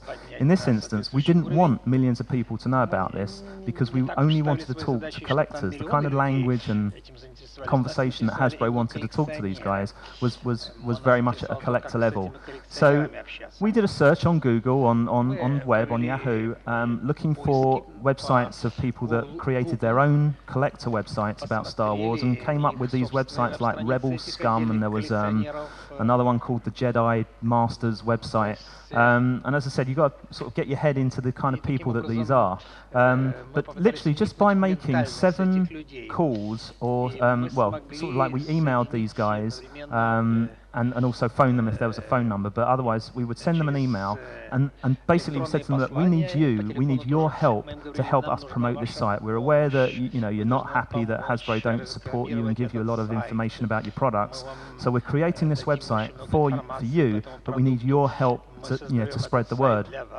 Now, the guy that edits and produces the site rebelscum.com, us giving him a call on behalf of Hasbro is only second to him getting a ring from maybe George Lucas, you know, the director of Star Wars, saying how wonderful his site is, and therefore he can't do enough to help us, you know, promote it. So he then goes and creates all this sort of promotional material on the, so this is on the right hand side of your screen, talking about the launch of this new website and telling all your friends, you know, telling all his collector friends about it, obviously hoping he's going to win the product as well. And then literally within a short space of time we were getting these emails through, and I won't read it, but it just says, I won't read too much of it, but it just thanks us for producing a fantastic site, and then goes on to start talking about some bizarre model that he's been missing out of his collection for about 20 years. So again, shows the sadness of some of these people. But the fact is, when we first got that brief, we were told that Hasbro thought there was about 10,000 people in the UK that they decided were core collectors. Literally within 2 weeks of us launching HasbroJedi.co.uk and making 7 phone calls or emails, we had 3,500 people register on that website. Now, sometimes, like the examples I showed you before, with like 100 million downloads and all that, and, you know, those kind of numbers are obviously huge. But for me, to get 3,500 people out of a potential universe, to use a coin of phrase, 35% of their target market within 2 weeks had registered, given us their details, told us all about themselves, the kind of products that they buy, and were starting to communicate directly on a one-to-one basis with Hasbro. That to me is probably a fantastic example of how you can use the web to do your marketing for you, seriously empowering the audience to say how wonderful you are. So that's an example of sort of engagement through empowerment. This one is all about involvement, actually involving the audience in terms of spreading the message. Now, we do what we call I mentioned it before, web chats. Now, this is not going into an internet chat room and just typing away and seeing who's there and having a sort of like a conversation over things like MSN Messenger or something like that. What this is actually a live staged event where you have a spokesperson. It could be a celebrity representing a brand, or it could be an expert from an industry or whatever. You see them online and you have the ability to send in a question and then they'll answer it for you. Now, the main thing is to get website editors whose audience is interested in the topic you're talking about to get involved. And therefore, they'll, again, similar to the last example, they'll tell all their users about this great event, and they'll make it look like it's their event, even though we're putting it on for them. Because whilst this might appear on one website, simultaneously we're producing this event to run on a number of different websites where we know the target audience is going on a regular basis. And it's almost the equivalent of, as I mentioned before, my company does broadcasts. We've got our own radio studios where we'll get a spokesperson in the studio and we'll do one interview, one after the other, on different radio stations across the UK. And the amount of times I hear the presenter say to his audience, "Today in my studio I'm joined by whoever," when actually they're not in that presenter studio. They're actually sat in London in our studio, but the listener knows no different because they just hear what they hear on the radio. So, for example, if a website says joining us in our studios is whoever it might be, the users of that website know nothing different, and they'll trust the website editor that they're putting on this event, even though that user, because of the spokesperson, because of the power of the internet, they're actually sat in our studio and no one needs to know any different. So this is an example of how things used to work in the UK, which was before we had broadband access and were able to do live video and live audio. This example is promoting, we have an annual event, it's a motorcycle show. It's held in Birmingham. It's over a period of, I think, 3 or 4 days, and they show all the best bikes in the world and stuff like that. We had a spokesperson, a girl called Susie Perry, who does a lot of TV presenting about the motor industry. So she was on board to basically promote the show and tell people how wonderful it's going to be, and come along and you're going to see all these great bikes. We did a deal with an editorial deal, so we didn't pay the website, but the Motorcycle News is the biggest website in the UK for people that are interested in bikes. We give them the opportunity for all their users to send in questions to Susie talking about the latest bikes, etc. And as part of the campaign, you can see over here, so this is all the pre-promotion for the campaign. You can see that there's the reason why Susie's there is because between the 5th and the 14th of November she's going to be talking about, or she's going to be at the motorcycle show. And so we start to get across all the messages that when the motorcycle show is on, where it's going to be, how much the tickets are, etc. But we're not paying the website to do that for us. We're getting that all editorially. It's through PR because we've given them the chance for their users to ask questions to a celebrity, a TV celebrity. So you get all the pre-promotion is there. Then on the live event, you can see Susie on a webcam. Now you can't hear her, and it's not video, it's just a webcam that's updating every 5-10 seconds. So as I said, this is before broadband started to come through. You can send in your question, and the question would come through to the studio, and then there'll be a moderator sitting there looking at the questions. We'll say to Susie, I've got a question in from whoever asking about whatever. Are you able to answer it? Hopefully she says, yes, I can answer that. She starts to answer her question. There'll be a typist there who's typing the answer that she's dictating. And then the question and answer is what appears in a transcript that is rolling continually. And then after the web chat might only last half an hour. Afterwards, you've got a load of great content that you can then repost on the website, so the editor of that site can say, if you missed the web chat with Susie, this is what she had to say. And still, throughout that content, they're promoting why she was there, i.e. because we've got the motorcycle show coming up. Now that's great, it's quite interactive, but you know what, it's quite boring because you're just waiting for this page to refresh every time there's a new question and answer. So what we're now doing, because of the fact that we've got broadband, and going back to all those things I was talking about earlier, the fact that we can effectively watch TV online, but as a brand I can produce a show, we're now producing, it's the same concept whereby I'm offering a website the opportunity to give their users the chance to send in questions to a spokesperson, but this time I'm actually watching the show live. So it's video and audio. It's like watching TV, but this is where you get the users involved. The show has no direction if it doesn't have any questions. So it's the users' involvement in the show that is directing the actual way that the conversation and the chat is going to go. So instead of just seeing someone on a webcam now, you've got a presenter who's got a screen in front of them. And the screen is very important, that little monitor that he's got in front of him there, you can see the presenter, because he'll actually say to the audience, I'm taking your questions and they're coming through to me in the studio, and I'm going to put them through to my, to our guest today. So it's really ensuring that the users are involved in it. And then underneath the screen, you can see you can still send in your question there and submit that. Now, this is an example of we've seen, sort of talked about luxury brands earlier, and Kylie Minogue doing some really sexy advertising. This is probably one of the most dullest, boring brand I've ever had to try and PR in the UK. This is a garlic supplement. This is, I don't know if over here you're into it as much as we are in the UK, but people take vitamin supplements and iron supplements and everything else. There's a new product called Alimax, which is a garlic supplement. Now, this apparently there's lots of health benefits of eating garlic in terms of helping with your heart and sort of blood flow, etc. And those relate to certain sexual problems that some men might suffer from in terms of erectile dysfunction or male impotence. And I hope that's going to translate very well over there. But it's basically if for a man who is suffering with certain issues down here, then apparently garlic, if you eat a lot of garlic, that can help you. Maybe that's why the Italians do so well. I don't know. Now, to try and talk about that editorially is pretty difficult. Certainly on the radio, presenters don't feel comfortable talking about sexual problems, certainly during the middle of the day as well.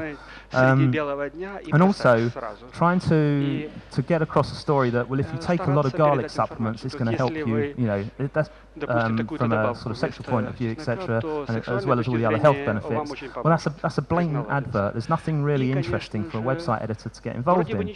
However, like the example I showed you before with Star Wars, there is literally a site for anything out there.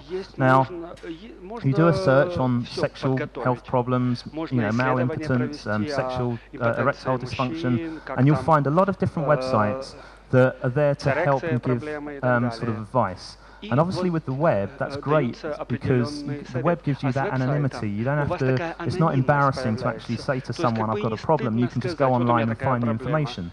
So lo and behold, we found a website out there called First Med Consulting, which is all there, gives lots of help and advice to men who suffer from impotence, male impotence. Now, we said to them, as well as running it on a number of different other websites at the same time, we said that we've got an expert. He actually goes by the name of Mr. Garlic, believe it or not, and he's part of this company that gives advice and help on the health benefits of eating garlic, and therefore, obviously, eating taking their garlic supplement will help on certain things. Giving their editor the opportunity to tell all his users, and to be fair, he only gets about 2,000 people a day visiting this website. But, so again, doesn't sound a lot when you compare it to the likes of AOL, but as I said before, looking for niche audiences, I know that those 2,000 people will benefit from taking the supplement that we're trying to advertise to them. But what I'm not doing is advertising, I'm doing PR, I'm doing it editorially, so I haven't paid this website editor to run my story, but he has happily taken a picture of the brand and the product and its logo and said that if you do suffer from a problem and you want to find out and you want to get some help, we've got Mr. Garlic, the guy's name's actually Peter Jostling, he's live online for half an hour, why don't you send him in a question, and then you can get some answers. And so again, it's getting the user involved in the show. So I'll show you an example of how it looks, and it's just like watching a TV show, hopefully, if it works. Мне, к сожалению, не слышно наушники, что там со звуком. Эхо идет и все.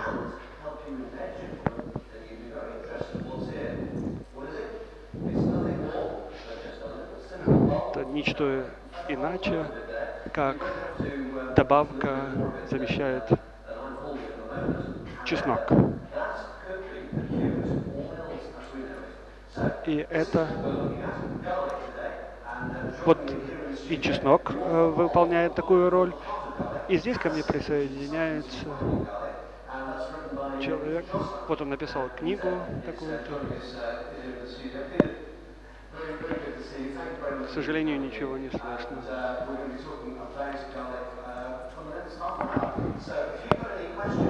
Если у вас какие-то вопросы, отправляйте ваши вопросы, и мы будем их обрабатывать. Спасибо, что присоединились к нам. Okay, so Спасибо. I've stopped it there. I'm not going to show you the whole thing because you'll probably all fall asleep and get very bored. But the fact is that show is there for half an hour. Now, thinking back to what I said earlier before, is that the likelihood of people watching that live is not very high. Most people will come back and watch the archive video, because once you've filmed it live, as you're filming it, we can encode it, and then literally within a couple of hours, you've got an archive version of that show that you can come back and watch when you want in your own time, etc. But all the time that show is on, you've got the Alimax branding, and they talk about the garlic supplements like Alimax, and he doesn't have to mention any others because, as I said before, because it's not regulated, he doesn't have to give comparisons. He just says there are a number of supplements out there like Alimax, so he just gives his one brand through every time.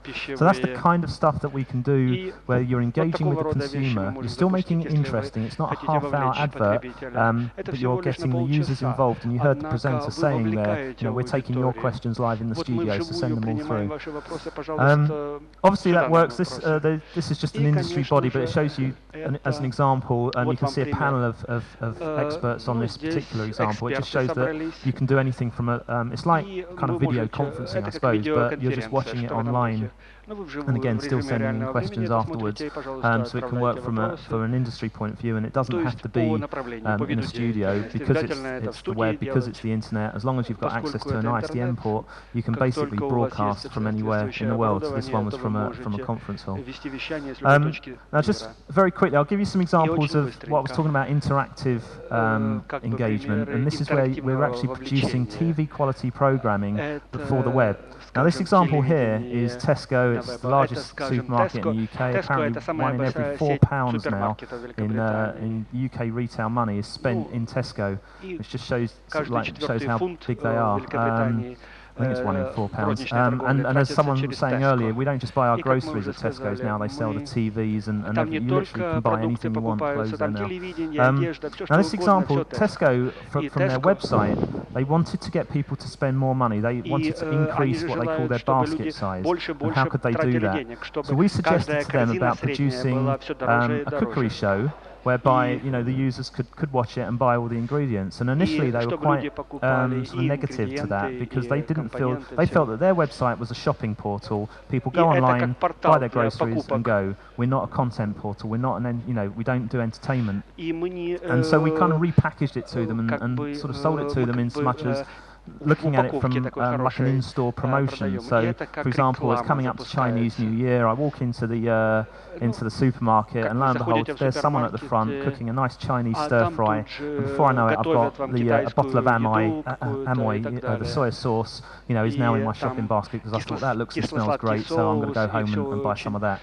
So our view was, well, we could recreate that kind of experience, that in-store experience online. So don't think of it as a kind of as content, but think of it like an in-store promotion. And then they started to get their head around it, that if someone was going to their outdoor eating section, and then there was an opportunity to see someone cooking a recipe on a barbecue, then maybe off the back of that, they would then buy some more product. So you can see here, we produced a section whereby if you wanted to, you can watch the whole show, but if you only wanted to see how you can make a decent burger, or you wanted a dish for a vegetarian, then you only had to click on that section.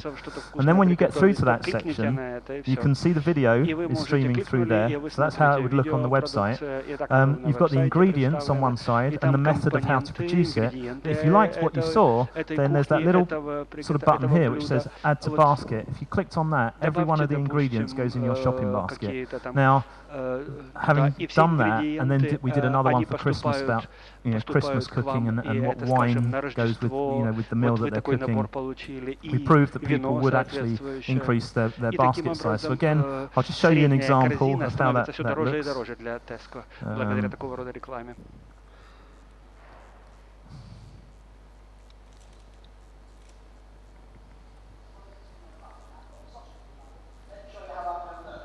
So it's just Это просто ничего не слышно, извините.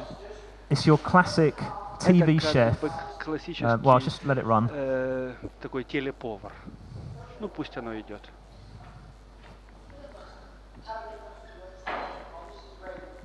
In fact, I'll just pause it a second, because I've got quite a few examples. I want to quickly get through it, but it's just your classic TV chef doing a typical ingredient. But We did some research which we used as part of the PR story, because we did a survey looking into how easy people find it to recreate the recipes that they see on the television.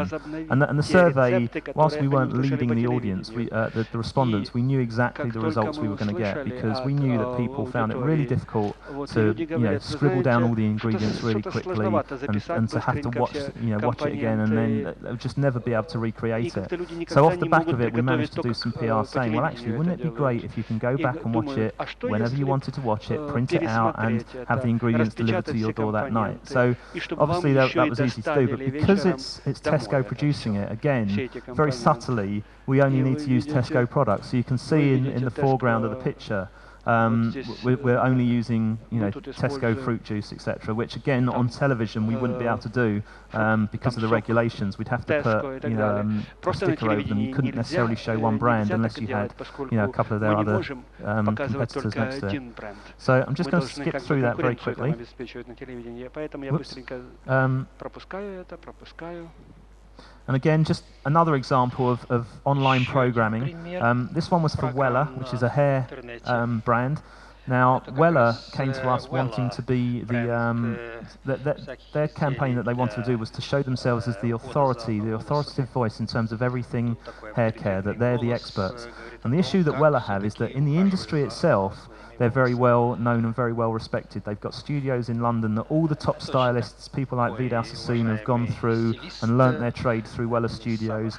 Hairdressers all use Wella products. But actually, consumers tend to go out and buy whatever they've seen on the latest advert, whether that's L'Oreal or Pantene or whatever. So they wanted to produce a campaign which would position them as the experts. And so we looked at it and thought that a great way of doing it, again, is producing their own TV programming and looking at hair makeovers. Now, in any female lifestyle magazine where you're looking at like a makeover, you see the before and after shot on a photo, and then a load of text on how to get from one stage to the other. And you don't really it's not easy to follow, and you're not really interacting with the brand.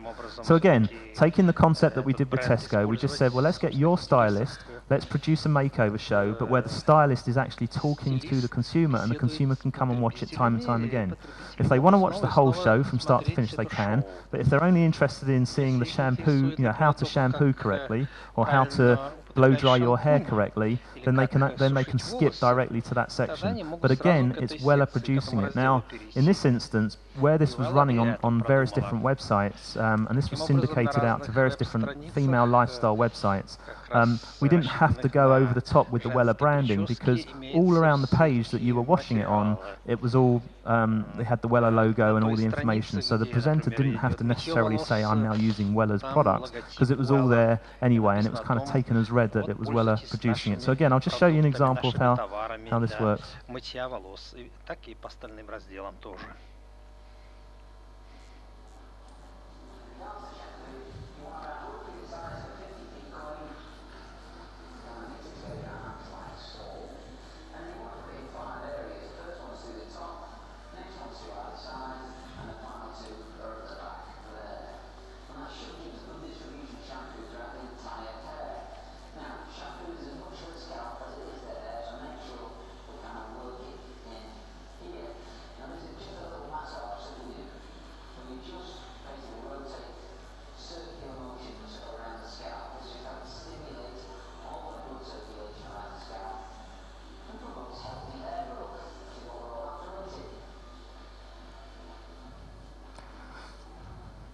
Okay, now the stylist that they use does a lot of sort of celebrities' hair, so you can't really ever get to book him as a typical consumer. If you wanted to, it would cost you about £500 to get your hair cut by him. But what we did as part of the campaign was, again, he came into our studios and he did a series of radio interviews talking about the fact that Wella have produced this programming and you can view it online. He did a series of online web chats where people could send in their own questions. He very kindly gave us 10 Очень любезно. sessions. So we had that you could win the opportunity to have your hair made over by him. So it's like money can't buy prizes. So some of the biggest websites in the UK were happy to run that competition because the prize itself was something that you just couldn't get. So again, loads and loads of coverage without having to pay for it. It's classic traditional PR, except we're using broadcast and new media and the web to do our PR for us. And off the back of that, as a kind of add-on, Weller also had about 30,000 people registered for updates of future stuff that they were going to do. And considering the whole campaign cost them less than £30,000, they had all the media coverage that they generated, which, as I was talking about earlier, lots of people look at the media value. Well, the media value alone was hundreds of thousands of pounds. But the fact that they then got 30,000 people register, and it worked out like £1 per user that they got onto their database, they saw that as a great return on investment. So again, through producing their own programming for the web, which isn't a blatant ad, it's very informative and entertaining. You've seen that, so we don't need to do it again. And that's it, actually. I know Natalia asked me because I'd written a book that hadn't got published translated in Russian. The problem with when you do books like this, the minute they're published, they tend to be out of date because technology has moved on quite fast. So I promised someone helped me with some of these slides, and I promised I'd give him a plug. The book on the right is called Connecting Marketing, and it's not even out yet. So if you're going to buy any book that is up to date, then get the one on the right, which is a guy called Justin Kirby. It's only just been written, and that talks you through all the different types of sort of viral marketing examples that, some of the stuff I've shown today. And that's it. So if there's any questions, I'm done. Я закончил. Вопросы Okay. есть по второй части моего доклада?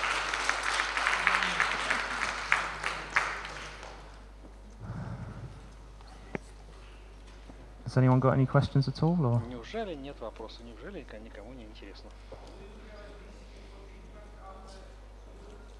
Sorry, do I? Что-то Arrest говорят, но вы без микрофона. Pay for treatment? Ничего никому не слышно. Oh, after that one? Not me personally. Вопрос не слышен, поэтому я Yeah, отвечу. there's loads of information out there, but yeah, not me personally, no. Я готов помочь задать вопросы. Просто пример. Мы с коллегами обсуждали вот это все завтра, которое мы сегодня видели. Оно уже где-то сегодня, и пришли к тому, что, например, сегодня можно пойти в компьютерные клубы, где зависают дети от 10 до 15 лет, и на экраны на заставке им повесить всякие наши бренды. Уже получить пересечение, различные другие связи с целевой аудиторией. Есть какие-то вопросы? Ну что, я тогда понимаю, что... благодарить еще раз докладчика. Спасибо большое.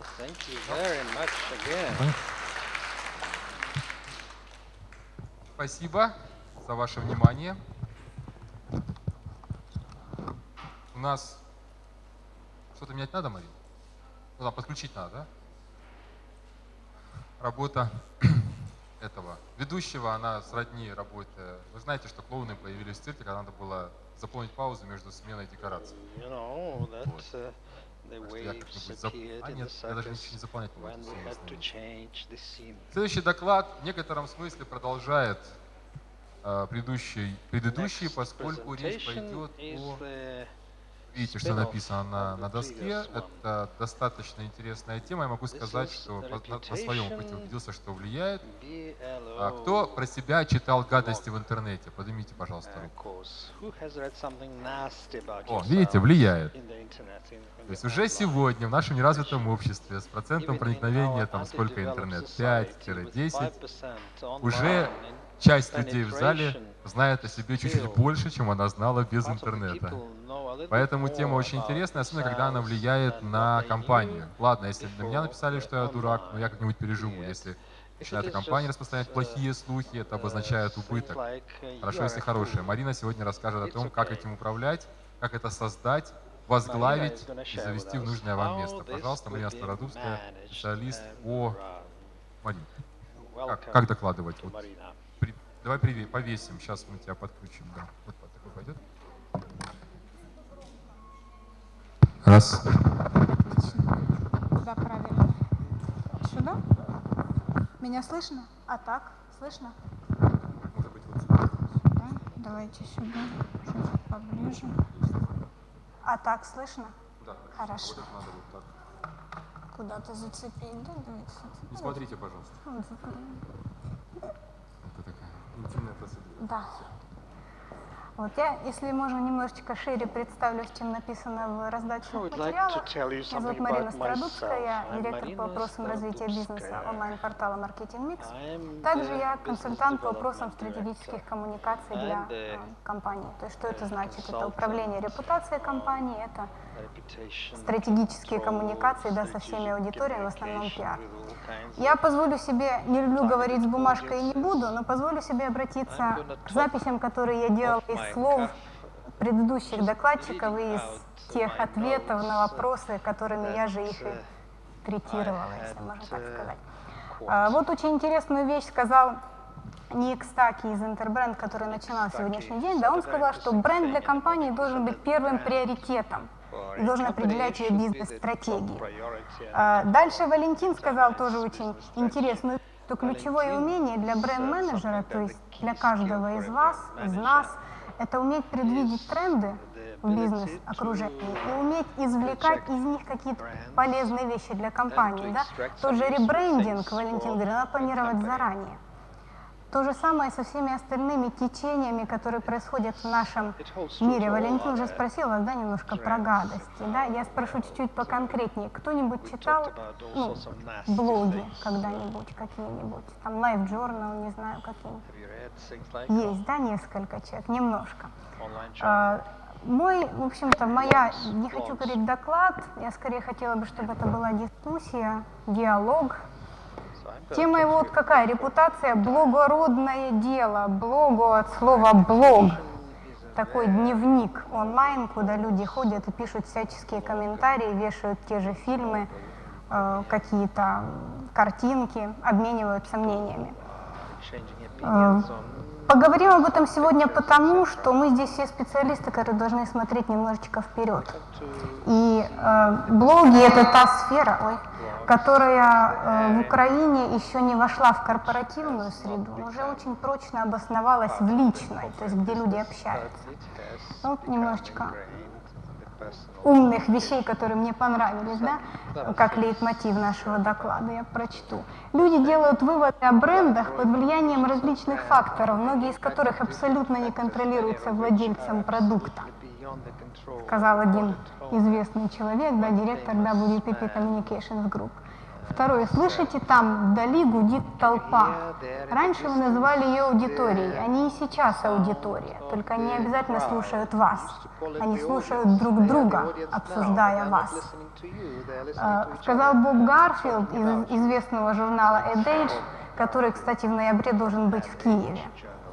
Вот, что он имел в виду, это то, что наши бренды, которые мы создали, которыми мы владеем, да, как мы думаем, мы ими владеем, но юридически, на самом деле ими владеем не мы, ими владеют наши потребители, потому что именно у них в голове формируется мнение, или другими словами, репутация, да, оценочное мнение о нашей компании, или о бренде, или о продукте, или о человеке. И то, что, опять же, обращусь к докладчикам, кто говорил, да, Ник сказал, мы больше не знаем нашего клиента, потому что рынок расширился настолько благодаря интернету, что наш клиент может сидеть в любой стране мира, это может быть любой человек, у него может быть выдуманная личность. Да, онлайн он себе придумал, картинку повесил. Вот, поэтому нам хорошо бы иметь какой-то доступ, возможность диалога и коммуникации с этими людьми. Я прочту там вот немножечко, весь свет может чуточку притушить, чтобы было лучше видно. Что такое блог? Ну, вы уверены, что все вы это знаете, ну, чтобы мы говорили на одном языке. Но от слова веб-блог, да, дневник, который люди пишут в интернете, его могут читать много людей, либо он может быть закрытым, это выбор создателя блога. Да, он часто обновляется почти каждый день. Некоторые люди, у кого позволяет график работы, делают это постоянно. Да, там комментарии, ссылки, тематические какие-то интересные вещи. Блог неформален, то есть это человеческое общение. Он прозрачный, все комментарии видны, все их могут открыть. Не подвержен внешней цензуре. Никто не может указать блогеру, что ему писать. И последнее, самое интересное. Популярные блоги очень легко находятся поисковиками. Некоторые поисковые системы даже сегодня уже специально приспособлены для того, чтобы искать блоги. Если кто-то еще помнит, в детстве была такая вещь, как анкета друзей. Помнит кто-нибудь? Особенно девушки помнят, да, мы раздавали тетрадочки, и там мы что-то писали. Так вот, блог — это продвинутый вариант анкеты друзей, у которой просто большая аудитория. Ну, собственно, что на блоге вообще стоит обращать внимание, зачем мы об этом говорим? Обращусь опять к фразе Валентина. Он сказал, что, вы знаете, дядя в башне, я сейчас это все проговорю, дядя в башне, который сидит на трубе, да, нефть качает из земли, ему все равно, что о нем говорят в интернете, возможно. Вот, но продукту, который работает на рынке, который зависит от каких-то эмоций потребителей, продукту, эффект от которого трудно сразу ощутить, это любая консалтинговая услуга. Да, продукт, который сложен, да, трудно сделать о нем рациональное суждение, вот сразу на первый взгляд надо поискать информацию, да, автомобиль, стиральная машина, не знаю, что угодно сложнее зубной щетки, где мы спрашиваем мнение человека. Компании, которая изготавливает такие продукты или услуги, что вообще потрогать нельзя, да, почему я должен тебе верить? Да, как, не знаю, там, консультанту, или, да, кто там говорил про обслуживание автомобилей, да, почему я должен тебе верить, я пойду посоветуюсь с людьми. Вот поэтому нам стоит обращать внимание на такие вещи, ну, несколько вещей, ну, куда мы смотрим всегда, когда отслеживаем тренды, ну, в какие-то глобальные компании, ну, из списка Fortune 500 сегодня, по данным исследований, около 40 компаний используют блоги не только для внутренней, но и для внешней коммуникации. Более того, открывают свои внутренние общения для внешних аудиторий. Зачем это делается? Ну, чтобы люди могли посмотреть, что в компании происходит, почувствовать себя к ней ближе. А вот тоже интересная вещь, для меня было сюрпризом. Blog Relations сделала исследование по Европе, куда мы тоже входим, в смысле Украина, Россия, часть России. Да, что 50% пиар-специалистов от 1 до 5 раз в неделю блоги читают. То есть есть аудитория достаточно большая. А по индексу цитирования, то есть упоминания в СМИ, в том числе в таких журналах, как «Эксперт» и «Российский Ньюсвик», многие блоги обогнали такие масс-медиа, как Reuters, MTV, что там у нас еще, USA Today и Fox News. То есть достаточно популярным становится этот канал, инструмент.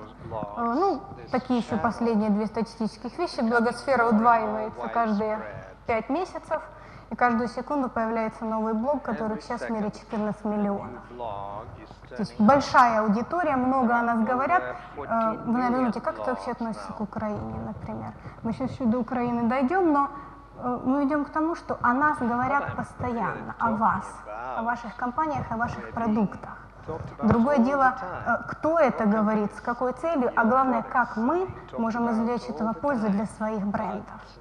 Можем ли мы с меньшими усилиями, Владимир в своем докладе говорил о том, что мы тратим на традиционные коммуникации, на рекламу, да? Она нам дает все меньше и меньше отдачи, шум. Постоянный шум, у нас фильтры уже на развлечения, на хихихаха, на Голливуд. В блогах идет неформальное общение, там люди друг другу доверяют. Это другой канал коммуникации принципиально. Если мы сможем овладеть им, да, принципами общения, которые там есть, мы можем их выгодно использовать с пользой для всех, как для компании, так и для конечного потребителя. Еще тоже такая интересная вещь. Аудитория 3 наиболее популярных блогов — это Blogspot, LiveJournal и TypePad. Только за 3 первых месяца текущего года выросла на более чем 200%. А аудитория LiveJournal в Украине более 25 тысяч пользователей. Хороший кусочек, правда? В Украине наши люди. Почему мы говорим о блогах на конференции по брендингу? Интересный вопрос. Почему? Ну, вот я такие тоже, для меня были сюрпризные вещи. По прогнозам украинского финансового сектора, этот год, ну, посмотрим в конце, сбылся ли прогноз, да, прогнозируется быть первым прибыльным годом для онлайн-торговли в Украине. И 5% товаров в Украине уже продаются в онлайн. Ну, смешная цифра по сравнению, да, вот с западными странами, вот коллеги есть из других стран, но, в общем-то, учитывая, что это может быть первым прибыльным годом, это прогресс. Оттуда же в 2000 году было около 300 тысяч пользователей интернета, сейчас более 6 миллионов в Украине. Тоже важная цифра.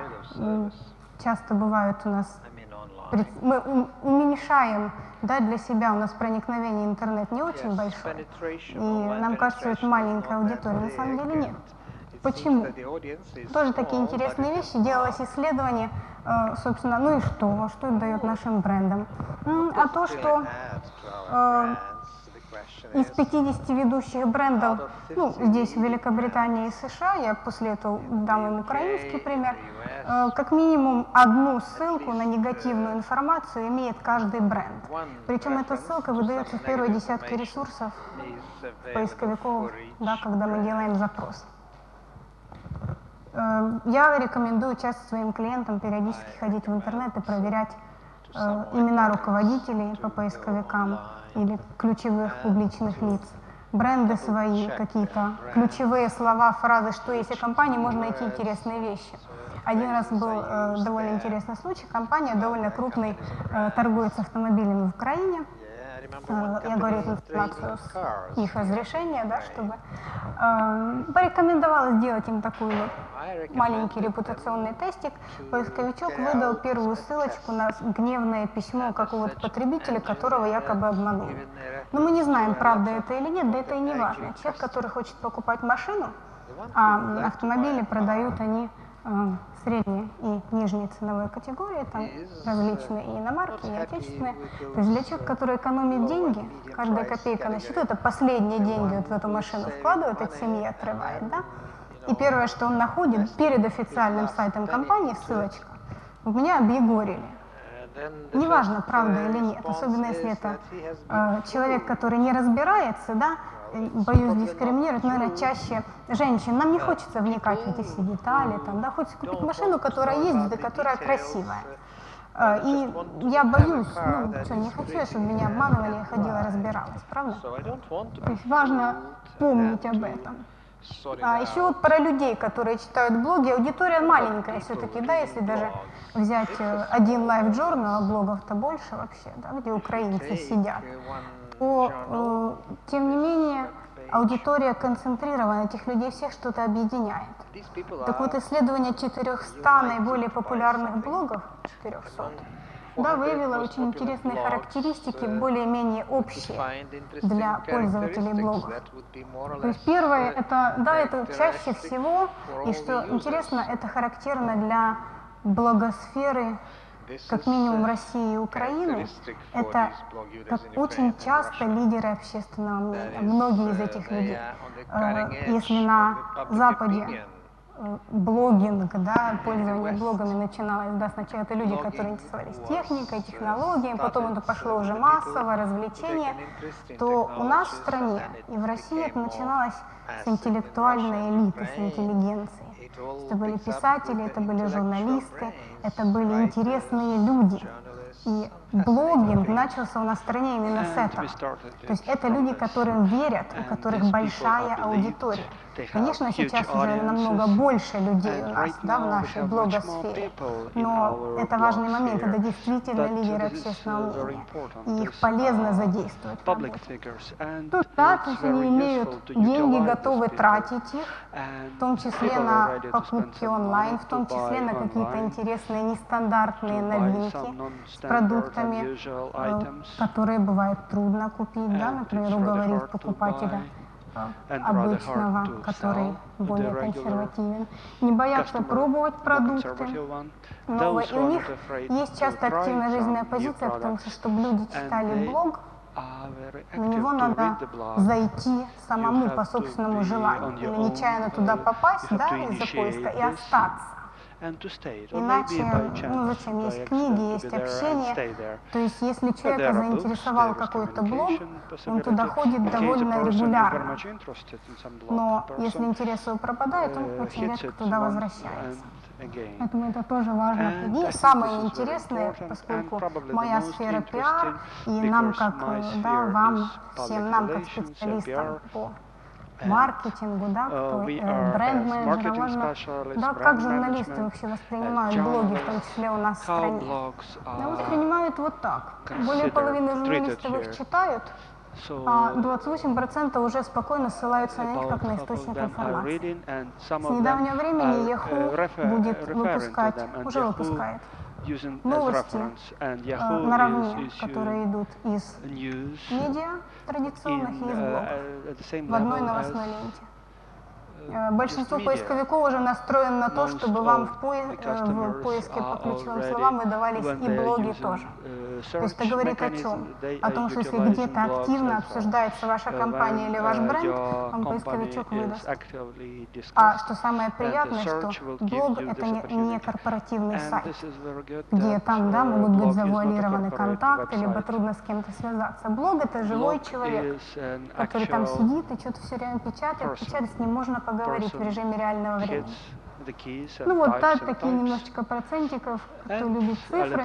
Делала исследование Евро RSCG Magnet, если там плохо видно. Да, вот эксперт Россия, эксперт Украина, российский Newsweek, Forbes российский, из тех журналов, что нам поближе, регулярно ссылаются на блоги, как на авторитетный источник информации, в том числе на российские и украинские. А еще такая интересная вещь, была недавно выставка REX, возможно, кто-то на ней был, и там были презентации ряда коммуникационных агентств, рекламных, пиар-агентств, своих коммуникационных кампаний, в частности, направленных на молодую активную аудиторию, людей, кто интересуется технологией. Каждая из этих компаний практически включала в себя мониторинг блогов как часть тех СМИ, которые они отслеживают. Еще такая интересная информация, опять же, Европа — это и мы тоже. Когда много говорят о компании, знаешь, что такое репутация? Это слова оценочные, которые исходят от некого лица. Если авторитет этого лица в глазах нашей целевой аудитории больше, важнее, тяжелее, значительнее, чем наш авторитет, нашей компании, то у нас есть проблема, если это лицо говорит о нас плохо, правда? По исследованию, в общем-то, мы посмотрим дальше несколько очень конкретных примеров. Недовольные высказывания в большом количестве о компании могут спровоцировать серьезный кризис. Кстати, вот даже для дядей, сидящих на руде и на газе, одна из, если вы следили в последнее время за новостями, последние полгода, одна из украинских финансово-промышленных групп активно пыталась в Польше по тендеру купить завод. Долго у них там были перипетии, там кто-то тендер проиграл, выиграл, финансово-промышленная группа в конце концов этот завод купила. Но интересно было, что как им удалось, почему им все-таки удалось его купить, хотя вроде бы формально они тендер проиграли.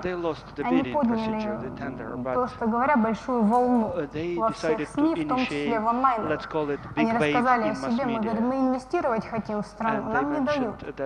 А другая компания, она скупает просто заводы, выжимает их, а потом продает. Ну как, да, отбить деньги, наварить, разбить компанию на куски, распродать. Польские СМИ это подхватили, онлайновые, печатные. Украинские тоже. Поднялась большая волна, это было значительным фактором, тендер был отменен. То есть работает. Теперь посмотрим дальше. Часто задают вопросы, мне клиенты бывают спрашивают, ну так что, нам теперь всем пооткрывать вот эти вот все блоги и сидеть и тратить время как бы на это все, то есть, ну, что можно вообще сделать с помощью блога, что компания может реально, зачем это надо? Прежде And всего, why we need меняться this? информацией, обмениваться. First of all, С for сотрудниками, если это information внутренняя вещь. exchange, we need С this. сотрудниками, с клиентами. With clients, Особенно with это employees. полезно, если Especially компания it's работает в довольно useful специфической when сфере, company is working как in то a very какое-нибудь вредное specific производство, activity, like алкогольная, some alcohol, for какая-нибудь такая вот example, продукция, this type которая of вызывает products, дискуссии, о которых that много is пишут questionable products, kind и of, часто for пишут discussion. негативно. And very often Такая you are компания с getting помощью negative блога может response наладить about it. нормальное Using человеческое blogs, общение, you регулярно can выдавать какие-то organize normal human полезные вещи communication and журналистам, provide some общаться с useful ними, stuff for помогать the им лучше journalists, понимать, чем она communicate with the занимается. journalists and help Да, что у нас to еще есть explain работать, what вот they там в really do. скобочках, как делает And компания Chevron, у них, ну, Chevron это, да, company, for химия, example, нефтехимия, всякие it's автомобильные масла, да, mainly кто мужчины chemical разбирается, Chevron, как industry, сахар, да. oils, У них сайт and разделен на разные refineries, секции по темам. and То есть даже если, they например, have different ведущий sections. блога где-то там Even в этот момент находится, журналист может зайти, поднять архив, посмотреть комментарии, взять для себя всю информацию, какую ему нужно, что-нибудь написать, задать какой-то вопрос. Да, работать с жалобами можно. Вот уже здесь так много, вот 3 докладчика ссылались на компанию Apple, да, с их iPod. Вот, кстати, Apple уже дважды спасала свой iPod как продукт именно с помощью блога. Первый раз, когда оказалось, что батарея в iPod, ну, оригинально, покупаешь iPod, в нем батарея. В первом выпуске у тех iPod'ов, которых не хватало, было мало их. Батарею заменить было нельзя. А если можно было, она стоила почти столько, сколько новый iPod. Ну, людям это не понравилось, он сколько стоил? $400, а батарея, по-моему, 300 или 250. Народу это не понравилось. Но когда один такой клиент где-то там возмущается в одном, да, месте, ну, какая разница. А когда их 2000, и они создали отдельный сайт, чтобы об эту проблему обсуждать, а потом туда попали журналисты и посмотрели, всегда же интересно накатить на известную компанию, да, вызвать их на разговор, говорить, что ты продукт такой плохой выпускаешь. Но в итоге батарея была заменена на более такую, которая работает, которую можно менять. Но сам факт, почему это произошло. Последний случай тоже. Apple выпустил серию, да, этих новых iPod'ов, называется Silver Nano, такой красивый, серебряный, симпатичный. Оказалось, он очень легко царапается. То есть его кладешь в карманчик, где больше ничего нет, вытаскиваешь, а по экрану такие вот непривлекательные полосы. Опять же, сначала Apple не реагировали, потому что, ну, как бы один отзыв, ну, что там, ладно. Ну, пришлось опять блогерам за это браться, и, в общем-то, сейчас они над этим работают. Как это относится к Украине, да? Кто у нас вообще будет заводить блоги с нашим-то проникновением интернета, да? Может быть, заводить и не будет, но отслеживать блоги уже имеет значение, имеет смысл. Например, часто используются блоги для общения, да, сотрудников неформального между собой. Многие компании сейчас вводят кодекс корпоративного общения, в том числе в интернете, потому что слив информации, да, если можно так выразиться, во всякой коммерческой информации, да, о зарплатах, финансовой информации, которую по корпоративным правилам нельзя раскрывать, она часто происходит через блоги. Поэтому если компания не учитывает этих моментов, то такие вещи, они просто нивелируют пиар-усилия и рекламные усилия компании. Да? Мы тратимся на коммуникации, а в интернете доверительным языком каждый друг другу на ушко говорит о нас то, что нам не нужно, или о нашем продукте. А мы так старались. Вот дальше отслеживать, да, ну, исследовать свой рынок с меньшими затратами. Ну, конечно, Microsoft имеет на это ресурсы, имеет 1200 блогеров в штате. Да, на нашем этапе развития рынка, в наших сферах, наверное, такое количество не нужно. Но то, что блоги могут помочь, когда нет денег на масштабные исследования, это правда. Опять же, возвращусь, я здесь записи делала, вот, да, сказал, Валентин сказал, цифры не опишут вам вашего потребителя. Живой потребитель, который может сказать в доверительном общении, говорит, слушай, ну что ж ты, вот, неудобно там, не знаю, у тебя крышка на шампуне открывается, или там брюки вы продаете, они рвутся вообще. Ну поменяй. Человеческое общение нормально. Дешевле, правда, чем опрашивать, когда 10 человек из разных концов там, Украины одно и то же говорят. Имеет смысл прислушаться дешевле и дешевле. Мы не говорим, что это заменит традиционные маркетинговые исследования, но это серьезное подходы, правда? Отслеживать отношение к себе целевых групп, это предупреждать кризисы. Мы посмотрим сейчас. Я подготовила разные виды блогов для вас, чтобы вы посмотрели. У нас в Украине пока это носит форму просто негативных комментариев. В Украине нет пока так называемых hate blogs, да, блоги да, от ненависти созданные. Я покажу вам несколько, которые есть на Западе. То есть компании важно отслеживать, что они и говорят, что вовремя это скорректировать, а блог позволяет это сделать в неформальной, спокойной, человеческой манере. Ну, да, продвигать бренды с помощью ad-blogs, так называемые рекламные блоги, тоже я подготовила пример, посмотрим. То есть как можно рекламировать продукт с помощью блога, и как здесь туда ходили. Да, Владимир говорил абсолютно правильно. И так рекламу не смотришь, и блог рекламу заводить. Как это вообще вяжется? Ну и последнее, формировать и поддерживать репутацию лидера общественного мнения. Руководитель компании, либо если у компании есть популярное публичное лицо, может вести блог и привлекать людей его читать. Вот сейчас посмотрим. Я прокомментирую. Каждый считаются не мной экспертами из различных стран. Я, готовясь к этому докладу, я проанализировала около 100 источников по блогам, онлайновых и печатных, и вот считаются удачными блоговыми решениями. Начинаем слева снизу от вас. Это блог компании Chevron. Вредно, нефтехимия, губим природу, ну, то есть стандартные нападки на компанию такой сферы. Что они сделали? Вот там написано: мы рады, что вы смогли к нам присоединиться, теперь давайте заработать. То есть блог разделен на четкие секции, где можно найти информацию о компании. Есть возможность пообщаться с менеджерами компании из разных направлений, разных отделов. Ключевой момент, чтобы они там реально были и отвечали. Но человек, любой, который имеет вопрос, он тут же получает на него ответ, что минимизирует негативную фору в СМИ, да, когда журналист не может получить информацию, ну и, соответственно, он пишет с тем, что он умеет.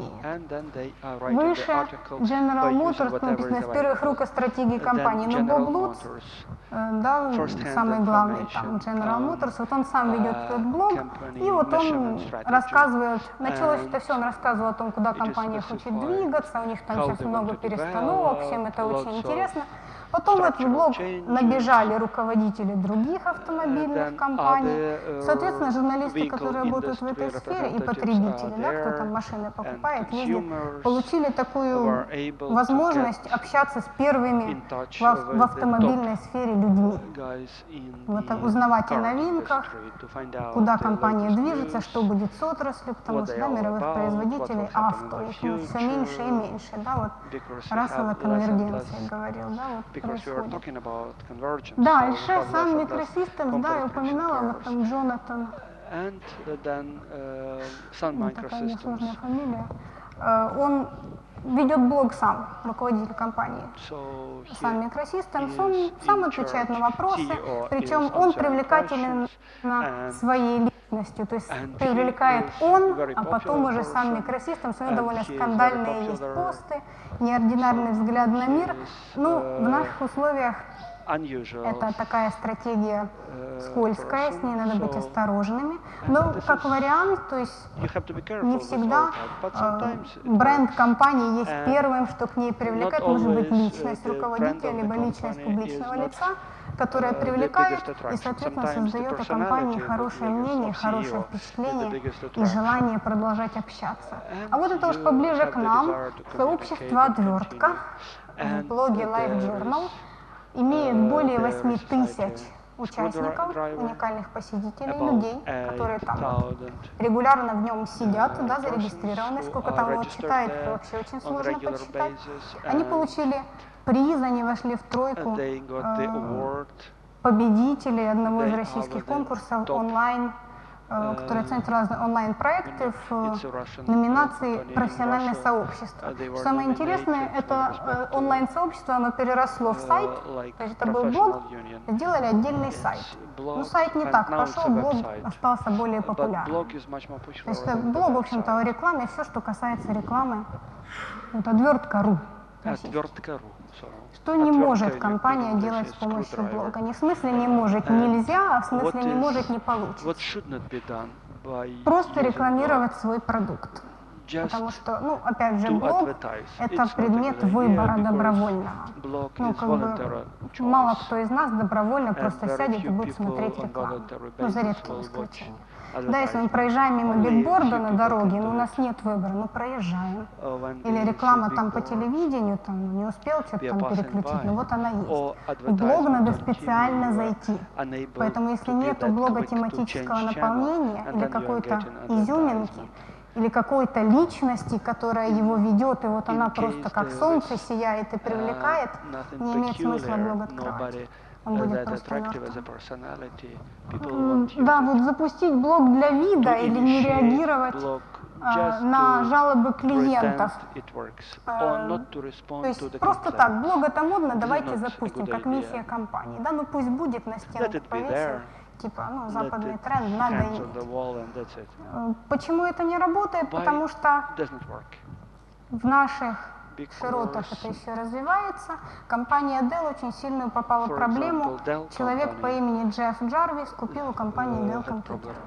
Что с компьютером случилось, его не обслужили, то ли сервис-центр, куда-то его посылали, в общем, плохо обошлись с ним. Компания Dell не знала только одного. Джефф Джарвис — это CEO одного из известнейших и наиболее популярных блогов, который называется Buzz Machine. Что было дальше, наверное, понятно. Но он не был злым, плохим человеком, он написал на сайт компании Dell, говорит: ребят, вы меня очень плохо обслужили, мне надо помочь, с компьютером проблема. Dell молчит. Но он пошел в блоги, да, где там компьютерщики общаются, и люди, кто покупает компьютер, слушайте, ну вот ужас. Получил отзывы 100 в первый же день о том, что есть люди с такой же проблемой. И потом он открыл страничку на своем блоге Buzz Machine, которая называется Dell Hell, то есть ад для Dell. Написал открытое письмо президенту компании Dell. Ну, матерных слов там не было, но оно было очень резким. И оно было в открытом доступе, моментально оно везде очень хорошо проиндексировалось во всех поисковичках, его разослали, то есть оно очень было популярным, было просто много людей, с кем Dell повелся точно так же. Ну, в итоге были большие проблемы, пришлось компании извиняться и так далее. У нас, конечно, опять же, да, ввиду развития фондового рынка акции не попадают, но вред продукту нанести можно. Вот еще интересная вещь. Обращали внимание на рекламы кинофильмов? «Миссия Serenity» смотрел кто-нибудь? Там девушка с такими топорами на постере. Этот фильм пытались продвигать, рекламировать через блоги. Причем очень интересно, пиар-служба компании, которая выпустила и продюсировала этот фильм, они пытались навязать блогерам, что надо о нем говорить. Говорят: ребята, ты не пиши, вот ты пиши вот так, как я тебе диктую. В итоге написали блогеры: фильм хороший, и о нем были хорошие отзывы. Я дальше покажу этот блог, как он выглядит. Я его читала, этот пост. Вот представьте себе экранчик компьютерный. Пол экрана — это какие, прошу прощения, нехорошие люди. Вот эта продюсерская компания, они, мол, свободу слова подавляют, заставляют нас писать в определенном стиле. Туда их раз туда. Вторая половина экрана, а фильм вообще-то хороший. Вот. Ну, продвижение этого фильма в блогах вот не вышло именно из, скажем так, не достигло цели, потому что по популярности очень высокая была упоминаемость фильма. Но то, что шло перед тем, что фильм хороший, не шло на пользу ни бренду этой компании, ни самому фильму «Миссия Serenity». Нехорошо хвалить, никак нехорошо, не стоит хвалить свой продукт в блоге, прикрываясь вымышленным персонажем. Во-первых, есть технологии, чтобы отследить, откуда вы пишете. Во-вторых, поскольку блог — это неформальная вещь, очень легко понять по вашему стилю, да, то есть, ну, вашу заангажированность. Ну и разнесут в пух и прах люди, которые хорошо умеют общаться, в смысле, ну, поймут, кто вы, и будет некрасиво для самой компании. Такое случилось, да, вот компания, которая владеет брендом Sealed Bank, они пытались в одном из блогов хвалить свой продукт. В итоге там раздулась очень большая каша по поводу того, что, ну, мол, как так можно, а блог был новостным. То есть это новости, вы здесь вот, ну, то есть компании было неприятно. И последнее втянул посетителей в блога в заведомо неинтересную дискуссию. Вот это мы сейчас посмотрим чуть дальше. Начинаем слева сверху, вот этот странный на черном фоне палка. Макдональдс долго думал, как им вступить в блогосферу правильно. Решили вступить с какой-то идеей. Ну, Макдональдс — это жареная, бургер и жареная картошка, первая ассоциация. Ну, бургер, как бы там уже Бургер Кинг, он раз рассказывал, сайт с этим цыпленком выпустили, да, там он танцует, все делает. Они думают, а мы выпустим картошку, у них живая курица, у нас будет картошка. Идея такова, нашел посетитель Макдональдса в своей коробке картошку, которую, если повернуть ее там определенным образом, на ней получается профиль Авраама Линкольна. Надо было додуматься до такого. Вот, значит, весь блог, это первое, значит, называется блог Линкольн Фрай. Вот, ну и, значит, это фотография картошки на фоне обоев дома у этого человека, в руках у него, в руках у его жены. Ну, то есть все, кто туда заходил, не сразу поняли, чем здесь пахнет, что это такое, с какой целью запущен такой блог. Ну, не очень хорошо выражались о компании, что цвет антиглобализма для Макдональдса не очень хорошо вообще. Вот, они сейчас поменяли свою блоговую стратегию, но сам факт, то есть должна быть интересная тема, не натянутая. Ну вот дальше PepsiCo не запустили, ну, принцип тот же, только не картошка с профилем, а Pepsi девушка. Тоже народ долго не понимал к чему, то есть суть блога «Я такая девушка, я люблю Pepsi». Ну, люди позаходили, почитали и ушли, и опять же пообщались об этом друг с другом очень активно. В итоге вместо хорошей вещи, ну, вышло такое, ну, опять вот завуалированная реклама. То есть, ну, нехорошо получилось. Вот про Serenity мы говорили, то есть, если мы пытаемся через блоги продвигать свой продукт, продвигать новости, предлагаешь, ребята, есть такая информация, мы не можем указывать, как им писать, потому что, ну, это его выбор, это его блог, он его создал, он его идеолог. Тоже интересно, вот там закрытый блог, кому он нужен. Компания Chrysler посмотрела на General Motors, да, вот у них там блог такой хороший, решили сделать себе блог и решили отличиться, дифференцироваться, да, отпозиционироваться от всех как только можно, и сделали закрытый блог. Вы заходите, назвали его Firehouse. Никто не понимал, при чем тут, ну, дом, пожарный дом компании Chrysler. Ну ладно, заходишь на страничку Firehouse, огромная форма в 3 компьютерных экрана вниз для регистрации. А потом еще вот такая где-то по размеру строки букв, где написано, что это за блог, что это только для журналистов, что вот вы пройдите эту регистрацию, и мы подумаем, пустить вас или нет. Ну, то есть народ неординарно очень воспринял этот блог, он долго обсуждался. Пришлось руководителю компании Chrysler давать 3 публичных интервью, разъясняя, зачем же они все-таки это сделали. Вот. Ну, до сих пор идут дискуссии, насколько это было удачное решение. То есть внимание к компании Chrysler 100% привлекло. С каким эффектом, многие до сих пор не понимают, потому вот я и там написала спорные блоговые решения. То есть эффект от них скоро будет известен точно, но пока он неудачный. Что такое hate blogs? Ну, опять же, в Украине, поскольку больше дела касается комментариев, у нас скорее негативно говорят в чужих блогах или в чужих СМИ, чем там, да, создают свои собственные блоги. Ну, да, вот есть уже на Западе такой тренд, когда человек, который, ну, очень не любит какой-то бренд, он создает блог, куда собирает единомышленников. У Starbucks таких блогов 2. Первый называется «Сплетни о Starbucks» и французская строка «Мониторинг любимого драгдилера Америки». И они там пишут, вот, ну, почему они считают, что Starbucks не очень хорошая компания. Да, второй блог, он там наверху называется I hate Starbucks. То же самое. То есть люди пишут, почему они компанию не любят. То есть, да, от этого никуда не деться, это всегда есть. Как это может помочь компании в своей работе? Ну, как минимум, знать, за что нас не любят, и понять, насколько это справедливо или нет. И, в общем-то, как-то это можно учитывать в своих коммуникационных сообщениях. Потому что, например, долгое время, если говорить о Starbucks, они поняли, что их драг-дилером называют.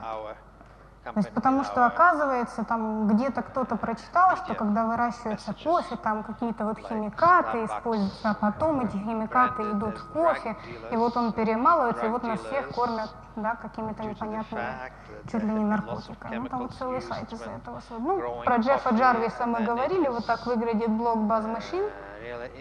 Ну, про Макдональдс много говорят, все знают, противоречивые есть мнения у разных групп в мире об этой компании.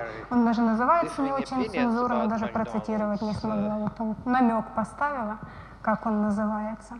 То есть, ну, важно просто знать, что такое есть. Еще такая штука AdBlogs, рекламные блоги. Пока я нашла удачный рекламный блог только у Nike. Что значит удачный?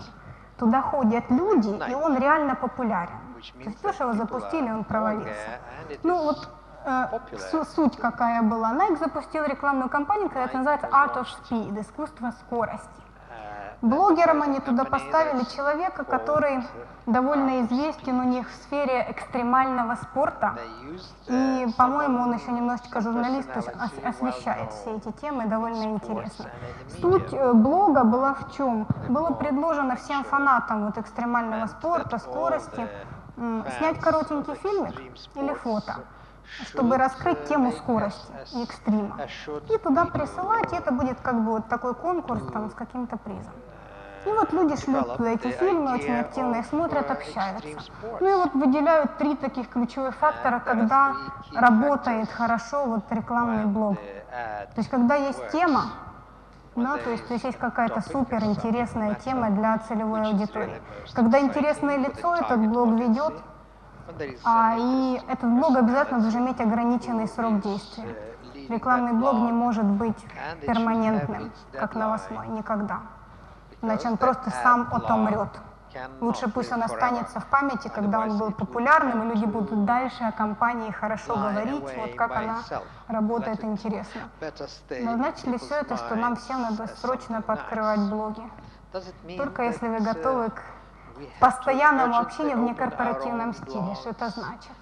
Ну, такой тест. Я долго думала, ну, что предложить практическое такое для нас вот, в Украине реально. Решила предложить тест, готова ли ваша компания войти в блогосферу. Ну, первое, если у вас возможность поддерживать блог живым. Первое, если у вас достаточно тем, вам есть о чем говорить. Вам есть кому говорить. Это постоянно кто-то должен сидеть и отвечать на вопросы. Отличие блога от другого ресурса – немедленный ответ. Максимум завтра. Да, то есть есть ли ресурсы на это все, да? Может ли компания подумать, как вписывается блог в ее стратегию? Вообще, можно проассоциировать, что эта компания может вот такое в интернете делать? И тема блога тоже. Причем там, да, Авраам Линкольн, ну картошка, ладно, причем тут президент Америки, да, Макдональдс, ну, непонятно. Готова ли компания дать свободу ведущему блога? Если личность блогера, главного ведущего блога, навсегда открыта. Если все люди знают, что это человек, работающий на компанию, подчиняющийся ее руководителю, к блогу не будет никакого доверия.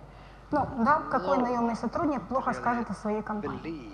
Поэтому компании, которые организовывают блоги, они делают следующим образом. Они либо нанимают для таких целей известного журналиста, четко прописывая его контракт.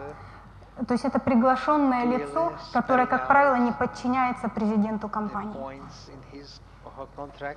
То есть человек, который имеет право, не так грубо, как, да, там, 4 буквы Макдональдс, но довольно колко, если это заслуженно, компанию подколоть.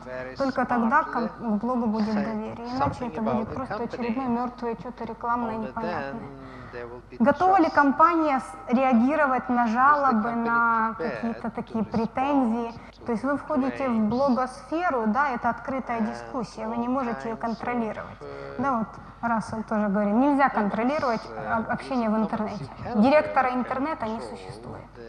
Поэтому готова ли компания ответить, если написано, слушай, ты мне такую, не знаю, там, продукт продал, ну просто жуть. И нас тут еще там 20. Ты сделаешь что-нибудь? Готов ли сделать? Если не готов, может быть, надо подумать, стоит ли блог открывать. Ну и последнее. Да, готова ли компания сама стать объектом дискуссии? Тот факт, что вы открываете блог, какой он, какая тема, кто там сидит, кто его ведет, это все станет предметом обсуждения. Готовы ли вы к этому? Потому что это тоже появление в публичном пространстве, да? Насколько вам это подходит. Ну, еще тоже, что ближе украинским компаниям, то есть понятно, что никто не побежит завтра создавать блоги. Но использовать существующие уже можно. Да, если мы работаем с чужими блогами, и там пытаемся как-то заявлять о себе, хорошо и плохо, да? Хорошо изучить формат блога. У каждого блога свои какие-то маленькие правила, маленькие принципы, маленькие законы, которые ведущие блога открыто вывешивают. Если их не прочитать, ваши посты будут удаляться. А если вы долго будете это делать, вас просто выкинут из этого блога. То есть, ну, есть такая функция, запретить вам туда писать. Да, то есть писать кратко и по теме. Да, у блога есть модератор, все можно порезать. Потому что наше сообщение было туда, куда надо. Вот мне понравилось, я процитировала прям фразу «отвечать с фактами, контактами и уважением». Руководитель компании Chrysler, помните, пожарный дом, закрытый блог, он сказал журналисту, говорит, я расскажу, к чему этот весь закрытый блог, если ты не скажешь мое имя и фамилию. Ну, то есть, да, с фактами, с контактами. И это есть проблема для руководителей многих украинских компаний. Да, кто у вас собственник? Повергает в шок, правда, этот вопрос очень часто. По ряду причин. Да, кто у вас руководитель? У нас такая политика, нельзя говорить. То есть, ну, надо быть готовым к этому. Да, все, что вы скажете, может быть использовано против вас. Да, если это в блоге появилось, это появится везде. Если это актуально, оно пойдет. Готовы к этому или нет? Надо подумать. Лучше говорить правду. Да, в блогах лгать нельзя, потому что пространство открытое. Всегда найдется кто-нибудь умный, кто проверит ваши факты. Американский телеканал CBS очень серьезно попал, вот, просто выражаясь. Они использовали в какой-то из передач, если я не ошибаюсь, про Ирак сфабрикованные документы. Ну, то есть там сказали на основе такого-то, там то ли исследования, то ли указа, а его не существует. Нашелся умный, который это проверил. В итоге, ну, опять же, пришлось извиняться, пришлось запускать целый проект, чтобы эту дискуссию как бы свести в продуктивное русло. Теперь у CBS есть свой блог, который ведет независимый журналист и показывает, как CBS делает новости, чтобы вернуть доверие телезрителей, которые его, в общем-то, у которых потерял доверие этот канал. Ну, плохо, мы уже об этом говорили, я очень быстренько пробегусь. Да, не притворяйтесь вымышленными людьми, лучше не ввязываться в перепалки. Да. Ты такой, ты сам такой, да мы. Лучше как-то конструктивно свести, да, захваливать свой продукт, мотивы, побуждающие участвовать в блоге. Вас могут реально спросить, слушай, а что ты здесь делаешь, что тебе надо? Ты рекламироваться пришел? Ну или что-нибудь такое, да, люди, неформальное общение. Надо быть готовым к таким вопросам, да, игнорировать их нельзя. Вот очень мне понравилась фраза, это предпоследний слайд. Спасибо за внимание и терпение, уже все-таки много докладчиков. Прямо сейчас в открытом пространстве ведется разговор о ваших брендах. Вам решать, присоединяться к нему или нет. Джефф Джарвис, Dell Health. Спасибо.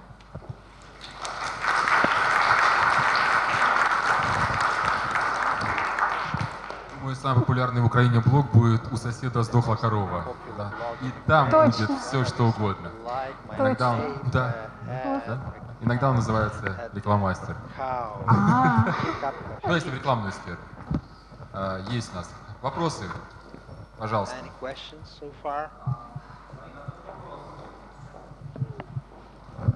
То есть вы говорили о том, что компании могут использовать блоги для того, чтобы работать со своим имиджем. А были примеры, когда компании атаковывали своих конкурентов с помощью блогов? То есть была какая-то информационная война, которая инициировалась в компании-конкурента. В Украине в блогах В мире, этого в не мире. велось. В мире постоянно компании друг друга атакуют. Те же самые, очень часто hate-blogs, они, как бы, понятно, они формируются конкурентами. Очень часто. Если говорить, был пример в России, но не с блогами, а с сайтами, когда на сайт Озон, который книги продает, какие-то конкурирующие компании или там недоброжелатели создали сайт, прошу прощения, Лохозона, и начали вот рассылать от их имени разные нехорошие вещи и как бы нападать на этот сайт. То есть это происходит постоянно, все время. Это надо просто отслеживать, с этим ничего нельзя сделать. Кстати, вот если нейминг в русском языке сложнее, потому что тяжело резать слова, а в английском проще, да? Какие хейт-блоги есть? Как там? Saxo? I hate Starbucks, Microsoft sucks, прошу прощения, fuck McDonald's. А как это? То есть, ну вот... Как это вот его? Нет, ну я как это процесс. Да, ну, в русском языке сложно, да, представить себе там. Я ненавижу Макдональдс.ру. Сложно, поэтому приходится придумать. Да, Лохозон, какие-то то есть у нас другие, такие да. творческие. Ну, например, есть целый блог, который посвящен только показыванию среднего пальца компании, можно которая пожалуйста? выпускает машины Хаммер.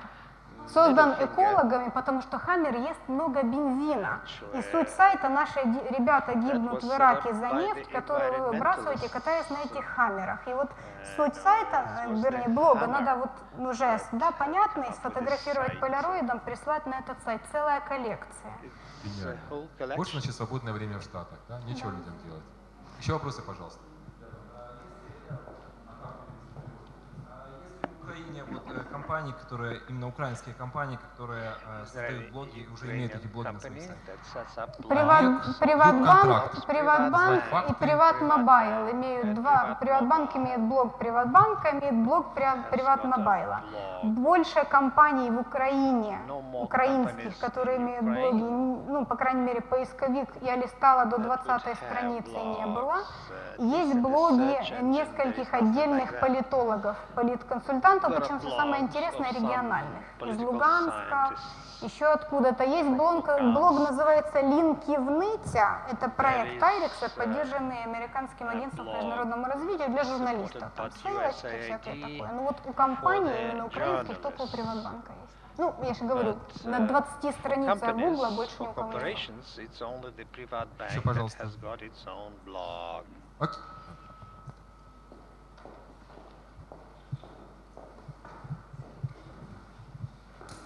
Марина, подскажите, пожалуйста, исходя из того, что в настоящее время, в принципе, в Украине интернет еще не очень развит, для каких компаний, для каких продуктов вот блоги на сегодняшний день будут интересны? Спасибо. Для компаний, которые выпускают массовый продукт, вот FMCG. Почему? Потому что в этом секторе конкуренция идет уже просто нос в нос, да, уже очень трудно найти какие-то преимущества. Вот, да, даже Владимир говорил о том, что эмоциональные вещи, социальные, важны, которые из нужд исходят. Через блог очень удобно узнавать нужды людей и говорить с ними, но опять же регулярно. Любые интеллектуальные услуги, консалтинг, программное обеспечение, что-нибудь сложное, что при покупке нельзя оценить на предмет качества, да, с отложенным эффектом. Сложное оборудование, сложный продукт, интеллектуальный продукт, тренинги, консалтинг. Да, когда я почувствую от этого результата? Если я пообщаюсь, я хоть как-то пойму, с кем делаем. То есть, Для всего.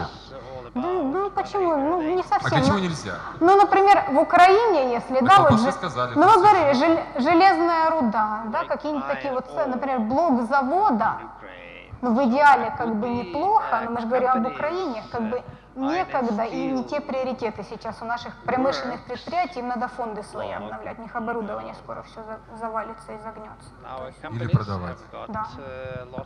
Еще есть вопросы? Пожалуйста, давайте. Если есть, тогда, пожалуйста. Давайте. Практическое использование. Нет, ЖЖ, это блок ЖЖ? Да, блок. Да, есть. Ну, не знаю, сколько это интересно. Гадости не пишут. Я так.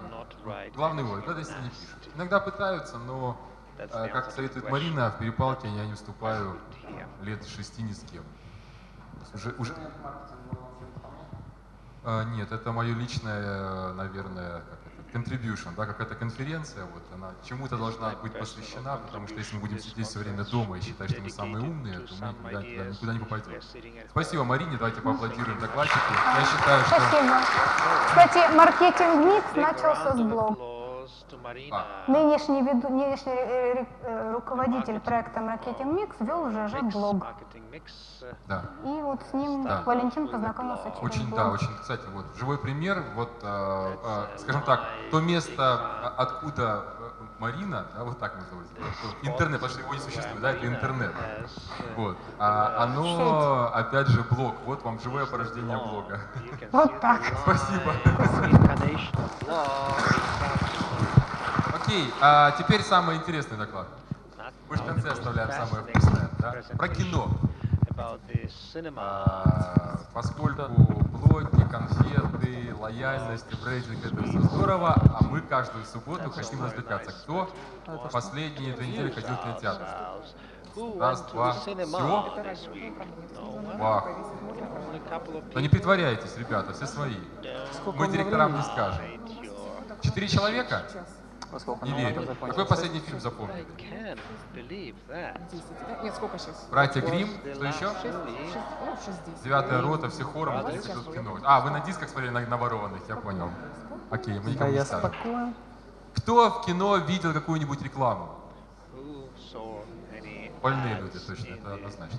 Все спрашиваешь, никто не видел? Маркетологов спрашиваешь, какое кино? Мы смотрели рекламу перед фильмом. Теперь нам рассказывают профессионально, как продавать товар через кинотеатры.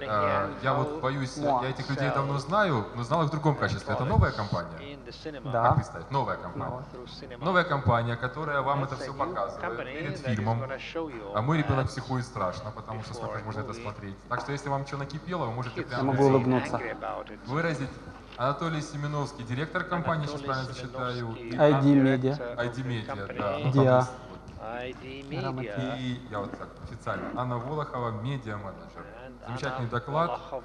Прошу, приветствуйте. Спасибо. Спасибо большое. Не громко, нет, слушайте. Такая штука. Значит, я понимаю, что у нас неблагодарное время, мы последние, все устали, видимо. Спокойно. Значит, мы постараемся, с одной стороны, много времени не отнять, ровно столько, сколько мы будем интересно рассказывать. С другой стороны, мы не будем говорить лишнего, не будем вас накачивать абсолютно бесполезной информации. Наше выступление, оно где-то и легкое, и сложное, потому что это, насколько я знаю, едва ли не первое, единственное на сегодняшний день выступление публичное, посвященное продаже рекламы в кинотеатрах. Итак, давайте начнем. Времени у нас поистину мало, поэтому я не буду много тратить времени на ненужное. Мы будем говорить о 5 относительно небольших разделах. Презентация, вы видите, она двуязычная. Это не потому, что мне было что-то лень перевести на русский или на английский, просто это дань, скажем, уважения тем источникам, которые мы использовали. Основная часть нашего разговора будет сосредоточена в 2 больших разделах. Это кинотеатры как медиаканал, и это попытка понять, кто же такие на сегодняшний день наши CinemaGoers, аудитории наших кинотеатров. Я хотел бы сказать, что это проект совместный, русско-украинский. Наши партнеры Cinema International — это на сегодняшний день единственная организация в России, которая профессионально занимается планированием, размещением и анализом рекламы в кинотеатрах. Некоторая информация предоставлена российской стороной, остальные источники — это открытые, и из источников украинских мы, естественно, использовали TGMI, потому что на сегодняшний день это наиболее используемый источник в Украине. Вы видите аббревиатуру MB, это исследование Милварда Брауна, проведенное в Австралии. На сегодняшний день оно считается наиболее глобальным и полезным исследованием. Оно не количественное, оно посвящено мотивам посещения кинотеатров и всему тому, что происходит с человеком в этой обстановке. Итак, немного о том, что на сегодняшний день происходит в Украине. Мы видим, что еще буквально лет 10 назад, на заре, скажем, моей профессиональной деятельности, о кинотеатрах не упоминалось даже в наиболее серьезных книгах, посвященных медиапланированию. Если в зале есть люди, имеющие отношение к медиа, они не дадут соврать, что в книге «Медиапланинг», в принципе, это Библия. Медиапланирование есть едва ли одно упоминание о кинотеатрах, как о медианосителе. А вот это вы делаете зря, потому что мы будем еще ролики показывать.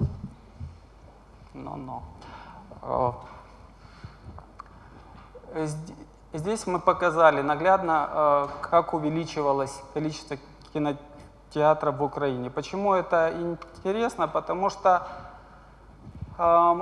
все начиналось с одного кинотеатра современного, вы прекрасно знаете, это в городе Киеве. На сегодняшний день в Украине 67 премьерных кинотеатров, мы не говорим о других, потому что едва ли иные кинотеатры могут быть интересны для рекламодателя с точки зрения размещения рекламы. Этот процесс ни в коем случае не является финальным, потому что вот здесь перечислены 4 основных типа кинотеатров, 4 основных направления развития, но, конечно же, будущее за мультиплексами — это второй и третий пункты, когда мы в кинотеатре совмещаем и досуг, и покупки, и еду, и все на свете. Таким образом, аудитория приходит не только в кинотеатр, она остается в этом помещении на длительный период и, соответственно, оставляет свои деньги. Значит, по большому счету, больше половины кинотеатров сосредоточены в Киеве и городах-миллионниках. Киев, естественно, является лидером. До конца года нужно ожидать открытия как минимум еще 2 огромных мультиплексов, один из них в Броварах. Что касается остальных областных центров, здесь ситуация несколько скромнее. В основном 1-2 кинотеатра в городе. На этом наша вводная часть оканчивается, и мы переходим к сути нашего выступления. Собственно, если мы говорим о любом медиаканале, о канале медиакоммуникации, у него, если не вдаваться в детали, есть одна единственная задача. Это максимально эффективное донесение сообщения до целевой аудитории таким образом, чтобы мы реализовали наши задачи коммуникации. Невзирая на то, что, в принципе, вы их все знаете, я напомню, о чем идет речь. Речь идет о 5 основных эффектах, и по мнению проведенных исследований и, скажем, нашего опыта, мы можем утверждать, что самую значительную роль реклама в кинотеатрах играет в эффекте осведомленности и отношения к торговой марке. А чему мы потом увидим чуть позже. Я так и думал. Одну секунду. 1 second. Небольшие Goes wrong. Технические накладки. We'll get back to you. Ссылка не та просто. It's a wrong reference. Now it's right. Значит, чтобы было все хорошо, мы должны определиться с тем, есть ли место кинотеатру в нашем медиамиксе или нет на этапе формирования медиастратегии. А ни в коем случае не решать это спорадически, непонятно чем, мотивируя его появление. Это если все делать так, как нужно, поэтапно. В этом случае на каждом из этапов мы пытаемся понять, есть ли место кинотеатрам в нашем медиамиксе. Скажем, мы начинаем с анализа предпочтений целевой аудитории и, естественно, пытаемся понять, насколько наш возможный носитель ориентирован на медиапредпочтения нашей аудитории.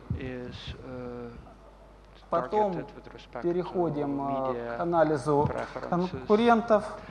Здесь, поскольку на сегодняшний день возможности анализа информации, размещения рекламы в кинотеатрах ограничены, то, как правило, здесь мы говорим о тех медиа, которые можно мониторить, и есть свои технологии для этого. Я не буду, наверное, останавливаться подробно на каждом из этапов. В принципе, мысль ясна, я думаю. Если же у нас на этапе формирования медиастратегии вопрос не решен, а в середине года появляется желание использовать кинотеатры, то, как правило, нам нужно забыть о нормальной их мотивировке. Нет разумного объяснения, почему мы это делаем. Как бы мы это ни пытались объяснять. Чаще всего это некие непонятные излишки бюджета, или это вполне законное желание, давайте сделаем что-то новое. Смешно.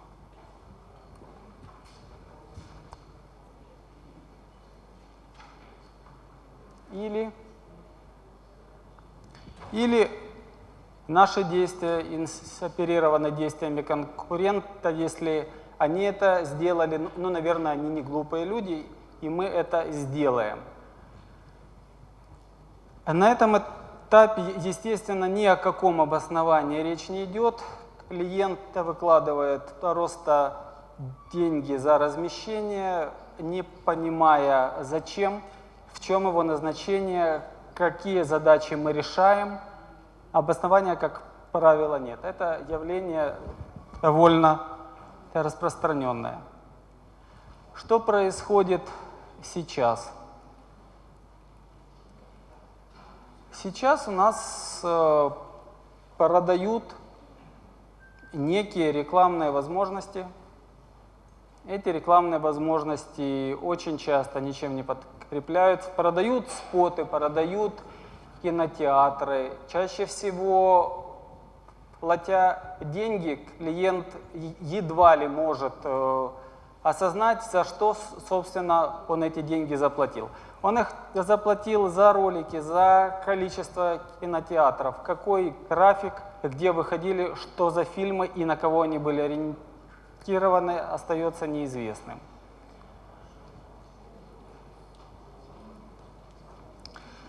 Самое важное в тех исследованиях, что были проведены, это вывод о том, что на сегодняшний день сам кинотеатр – это фактически отдельная реальность. Это место, где зритель относится к рекламе совсем иначе.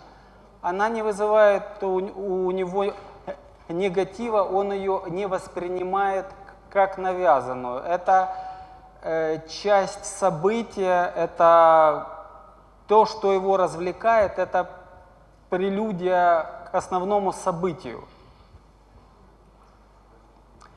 Скажем,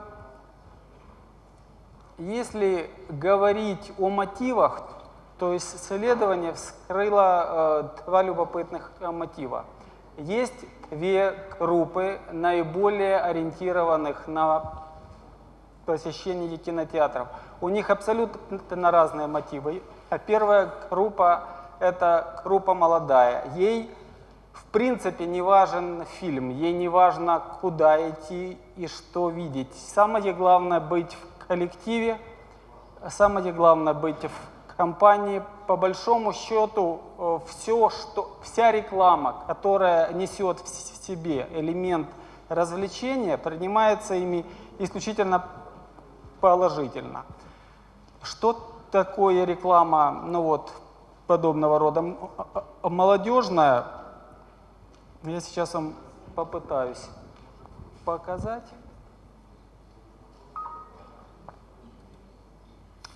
Ролик Бакарди. О том я расскажу его суть, потому что он англоязычный, но мне кажется, вы его уловите очень быстро. Громкость можно? Одну минутку. Можно? А чего же мы ждем? А чего же мы без звука? Да, сначала, потому что будет обидно. I was born 24 hours ago. I wasted my life. Don't be like me.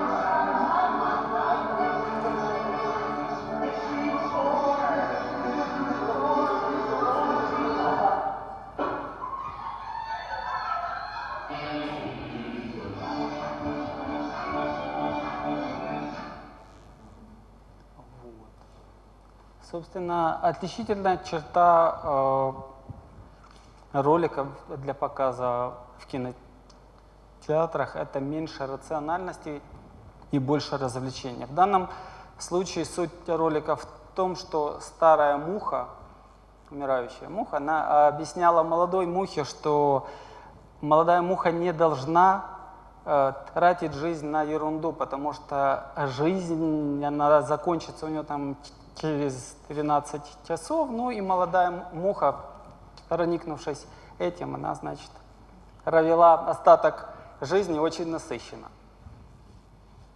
А с Бакарди это еще более насыщенно. Вторая аудитория, она мотивирована желанием использовать свое личное время. В англоязычных источниках этот мотив называется эскапизм. Перевести его как уход, убег, это неправильно. Это скорее желание побыть наедине с собой где-то. То есть это люди, вышедшие